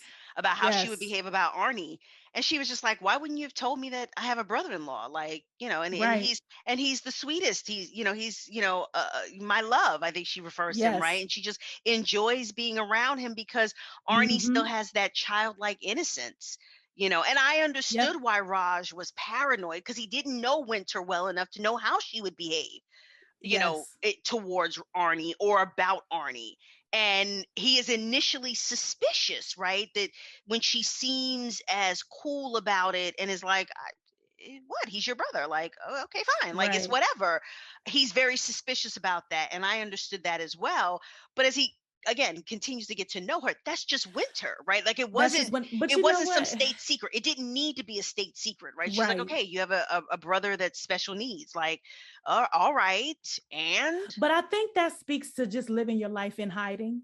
mm-hmm, mm-hmm. And and when you finally have to reveal these things, you have built up in your mind that Yes, you're going to be rejected or that it's going to be the end of the world or that, all of these horrible things are going to happen. But in reality, like it ain't that big a damn deal. yes, Like, yes. but, that's why, well, a while ago, I was just saying how hard it is for me to get a handle on this story because he was tortured Yeah, he was. He definitely on for was. so many reasons and Yeah, on so many he levels. He definitely just was. lived in a state of numbness and or anguish Yeah. or vacillating between numbness and anguish, and it was just like Jesus Christ, boy. Like, Well, I mean, Leroy said it, right? Leroy said, I think he uses the word you slay the dragon, right? yes, yes, And yes, he yes, kind of says if grandmother McKinnon was doing what she should have been doing, the dragons that are Raji and Maisha wouldn't exist, you know. yes, yes. Um, I loved him. I loved I Leroy loved too, Leroy. although Leroy was in the redeemable stabbing category, right? Why? Because I wanted to stab Leroy before the Bahamas. Before the Bahamas, Leroy was an asshole to her. He He was. was, and look again because Winter was not overly bothered by it. It was there was no reason to get really upset about Leroy, but he was a dick towards her, right? He was. Unnecessarily Yeah. so. He was a dick, but that was his defense mechanism, right? Right. And again, one of the things that I wrote down about Winter, like Winter was she was almost like this endless well of that compassion and empathy, Yeah. right? But it wasn't that like, oh baby, you poor baby. It wasn't like that. Again, it was that practical kind of like, damn, I'm sorry that happened to you. That's messed up, Hmm. And so we see that in the Bahamas with Leroy, and all she does is when they're leaving, right? She gives him a hug and she says, Be well, friend. Yeah. That was it. Yeah. But it was such a Yeah. tender moment, right? Because she's Mm-hmm. watching, she's listened to him tell his story about what happened with his little boyfriend, the Indian boyfriend who, Yeah. lost his nerve and backbone and whatnot. And Yeah. she also has the now more background on their childhood and what happened and everything. And so she's gotten better insight. And she's just like, wow, this is just a family of a Y'all are village of struggling. like Yeah. damaged, wounded children, right? Yeah. But all she says, right, in saying goodbye, gives him the hug and she says, "Be well, friend." That was it, Mm-hmm. right? It wasn't, "Oh, Yeah. I'm so sorry. Anytime, call me, I'm sorry that Roz is being an insensitive man to you, Right. Right. be well, friend." And how much that, like, Love did a great job of showing us how much that meant to Leroy, even though he didn't gush about it, right? He Mm-hmm. was just kind of like, "Thank you, Belle," right? Yeah. Yeah. And we see then he has completely thawed, right? Now he is Right. Team Winter. He is Right. Team Winter. He's Right. all in now, right? Flew out to Arizona to help her get her bags ready. I was like, why is Leroy there? Like, what is going Yeah, on? I was surprised to see him too. I was glad he came because he was a part of, he just softened it. Yes, yes. He Because softened now, it. right, it's like he and Maisha switch places, right? Right. Which was Right. just so, oh, Maisha, right? She disappointed me so badly because I mean it was what it was though, right? And Yeah. hurt Hurt people, people, hurt people. There you right? go. But she just went, I mean, I thought again, Love through Raj, right? Was the perfect description. He's like, you went psycho, bitch. Like, and she Right. did. Like, she went Mm-hmm. like complete crazy because even when Winter is trying to reason with her, right? Like, I'm reading Winter and I'm like, girl, Winter's making perfect sense here, but you so half out your mind, you can't hear. It's like, oh, because you're trying to Mm-hmm. use him. And she's like, sis, you bought me all this stuff. Like, what are you Right. talking about? Like, Right. you bought me the Chanel and the Valentino, and like I didn't even know who these None of designers that stuff. were. Yeah. You Yeah. did all of that for me. Well, now you trying to come up, and she's like, sis, it's not like my contract is with Mike. Wait, what's the problem? But now then we learned what the problem was, right? And it was Right. Maisha's own and her own trauma, and also that clearly while we didn't get the nitty gritty details, we knew that Ezra had told Raj, you need to create some distance. It was clear that Yeah. Raj tried to do that.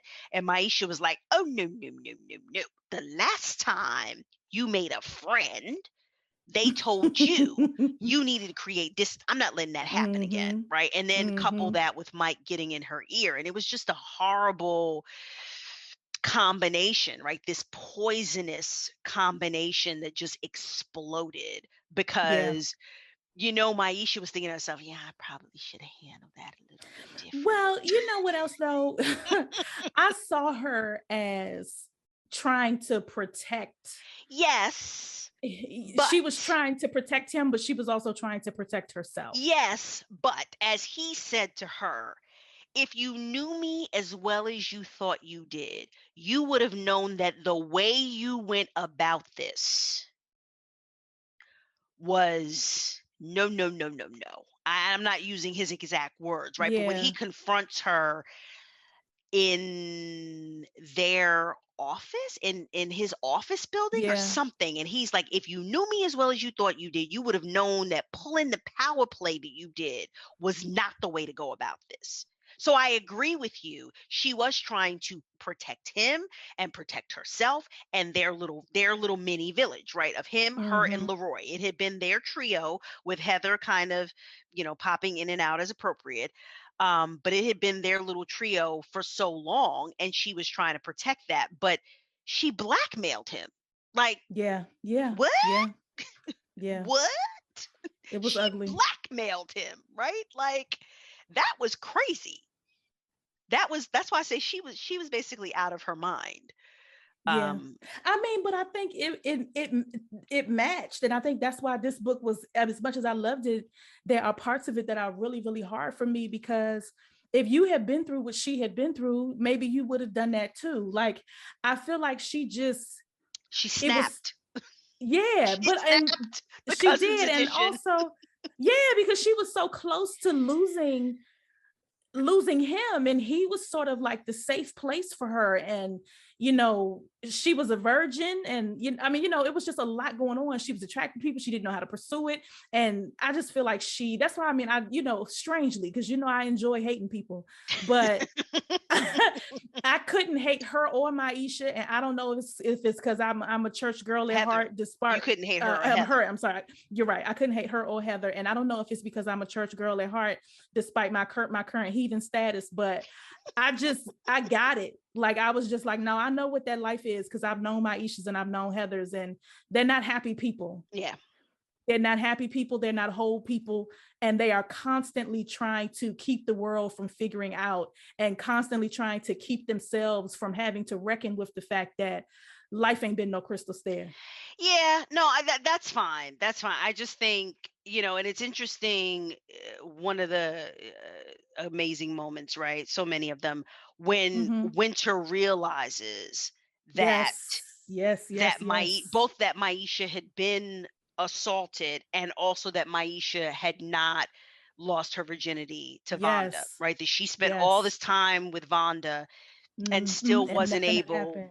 Mm-hmm. to, move. Well, and that's because, again, right, she didn't know how to create that intimacy, right? Yes. And And Vonda wasn't Winter. And it Bond, does right, take a right. sponsor. Yes. You know what I'm saying? It Yes. takes somebody walking you into that world. You Yes. can't do it by yourself. And it's also clear that, Raj makes the reference when he's having the flashback, the beginning of book 2, right? We're flashing back to his last interaction with Patty, but it's Mm-hmm. also the first time he's seeing Maisha after she had gone to like therapy or something. Like, we're giving the impression that Maisha had taken some time away. She had like a breakdown, and he got her some help. And it was like the first time he was seeing her, or maybe the first couple of times he was seeing her since she had stepped away. And he's saying, Yeah. I got to build up a confidence, so he compliments her sandals or something or another. But again, going back to the point about what does it mean to be healed, right? Yeah. Yeah. Because she clearly had not been healed, and had had therapy, but not all therapy takes. And so we were still dealing with someone who it seemed like had not dealt with her trauma at all.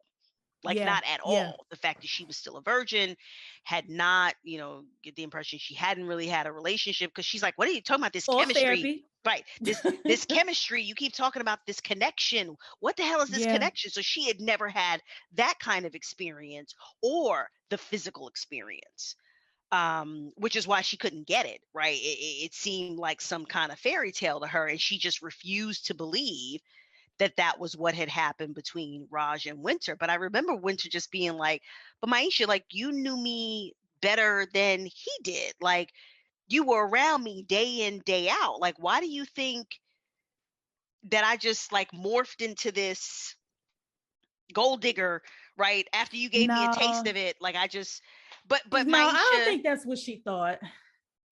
I think she became afraid of Winter, and she needed to keep her from getting any closer than she was getting. I agree with that, but I also think that she was willing to believe anything about Winter at that point, right? And it was easier to put Winter in one of the cliche boxes, Hmm. to be like, yes, I'm afraid you're getting too close, but also you shouldn't be getting close, because I'm sure that you belong in one of these boxes. I am sure of it, Yeah, okay. I can see that. right? Yeah. I agree with you. It was fueled by her fear, but I Mm-hmm. think it was just like, and you must be in one of these boxes here, because you Yeah. gotta be. There's no way. There's no Yeah. way you're There's no not. way that you're, yeah. There's no way you're not. And like I said, Yeah. I She think couldn't she was, conceive of. yeah, and I Yeah. think she was half out of her mind anyway. So it was like, anything and nothing She was making was. sense, right? I mean, she just sounded like completely irrational. And Winter Yeah, was she like, was. she just went off, right? She was having the hardest of times. But the way she went about that was just woo. It was ugly for sure. It It was was very ugly. ugly. I mean, and there's something to be said for the fact that he invited her to their Yeah, to the vow wedding. renewal, Yeah, right? to the real wedding. Yeah, Yeah. to the real wedding. Hmm. And that Winter, because Winter is the one that I think is reflecting on that and says, she gave us both a humble hug. And Hmm. um it's like I got it, but then also I was like, there's something to be said for that, because we're still at a year, right, since all of this has Hmm. happened, since they first met. So we're a couple of months after Maisha has done what she's done. I'd have held a grudge longer, but they had a very tiny village, right? So you would imagine Yeah. that, you know, um, holding the grudge for too long just wouldn't have been sustainable for him, because they have a very tiny village. And he also, just like, as he continued to heal and now he was finding love with Winter, I think realizing just how deeply wounded his cousin still was, and he just didn't fully, like, he knew it, but he didn't fully get how bad it was until she did what she did, I think. Yeah. I agree. I would agree with that. Yeah. Oh, what haven't we covered? Mike, Trying to think. we haven't, I Oh, fuck mean, him. I We need to talk know, it's about like, his ass. yeah. Although what was interesting, going back to blind spots, that was a blind spot for Raj, right? Hell yeah. I don't know what And was on his mind. what was interesting was that was another one of those where Raj saw that things were changing, Yeah. but he didn't really want to dig into it. And it was just kind of like, that's not affecting me. I don't really care. Maybe even, there's a parallel, maybe a parallel there between, how Ezra was maybe with the nurses ministry, right? To a certain extent, Mm-hmm. where it was like, kind of saw, it had an inkling, there was some fuckery going on, but it wasn't really like a pressing issue for him until it was. Raj Yeah. knew, right, that his relationship with Mike had changed. They were in different places. Mike was getting involved in some foolishness, because this wasn't the first time, right, that he tangled with True Blue, right? There had been, a couple of years earlier, and Asmir had brokered the peace on that or whatever. So Raj is like reflecting that they've been in different spots for a minute now, right? Yeah. But for what Raj needed of Mike, Mike could still deliver. And he knew how to deal with Mike, right? Like, when Mike would get beside himself, Raj would Yeah. make it clear, until things evolved with Winter, right? And then it was It was like, just a strange arrangement. it was a very Like, strange where did arrangement. this nigga come from? Why are you being bothered with him? Like, Yeah. it was just, and I don't Yeah. know if it was one of those, like, we've been together the whole time kind of thing. Like, he put me on, I'm not going to cut him loose or whatever or Yeah. what. But it was obvious that Raj had outgrown him, and his connection still to the street. And Yeah. it was just like, where are you even at? Like, But see, to I me, felt Raj was at the point where he would have, Mike wouldn't have been nowhere around him. right. But again, I think it was something that Raj felt like he had a handle on. Yeah. He knew how to control the situation, and then it spun wildly out of control, and it was like, Yeah. oh, right.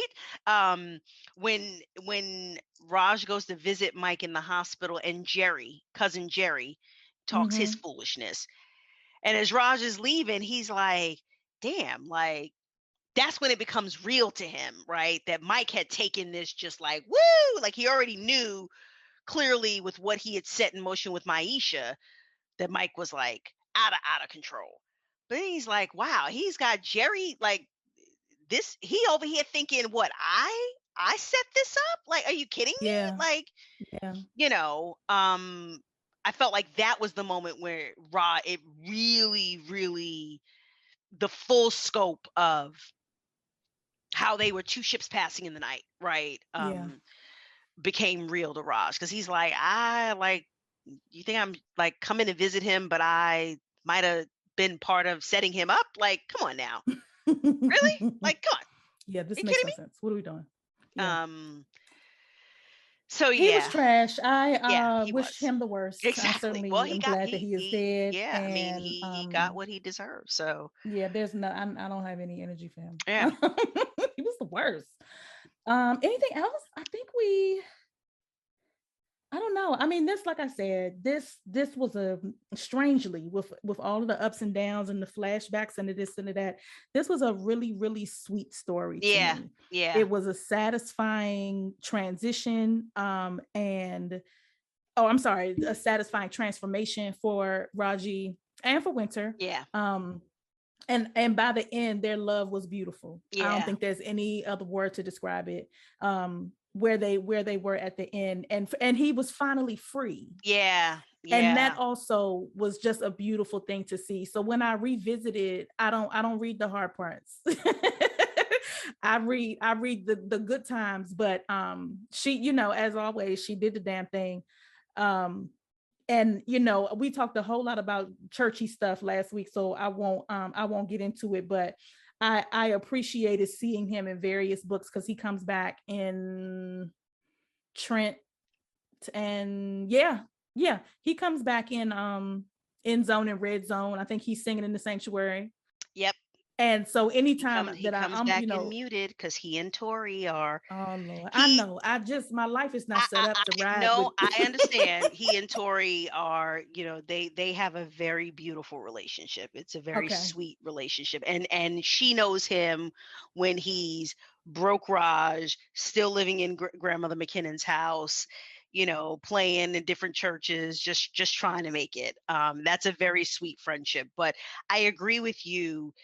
It is a very sweet love story, and I think just very relatable, despite the trappings that he is this multimillionaire, world famous R&B singer. They are both, to me, just two kids from New Jersey, right? Different parts of New Jersey that come together, and his evolution, similar to how much I enjoyed watching Ezra evolve. I loved watching Raj evolve. And I didn't feel,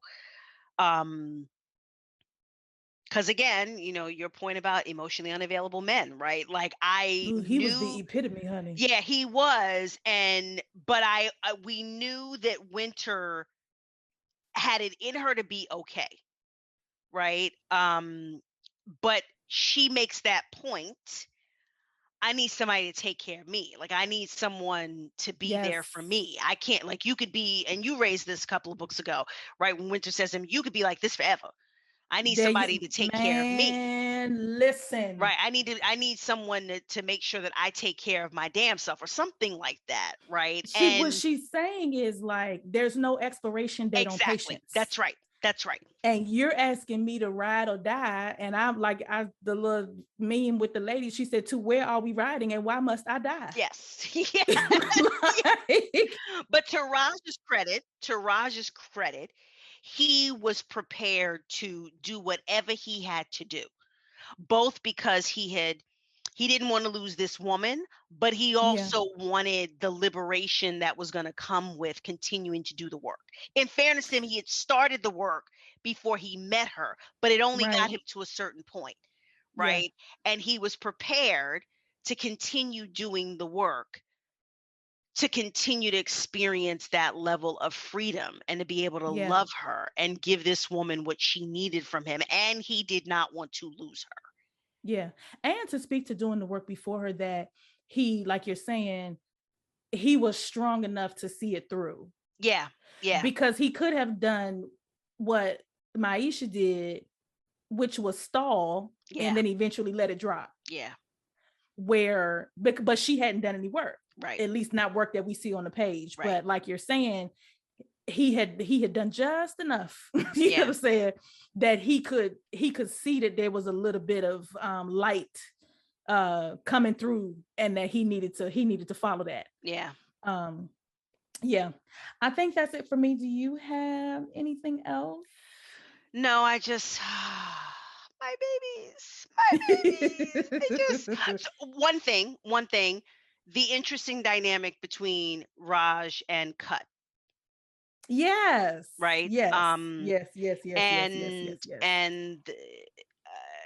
and they clearly had arrived at a place, but that relationship, right, was never going to be what it could have. Um, Yeah.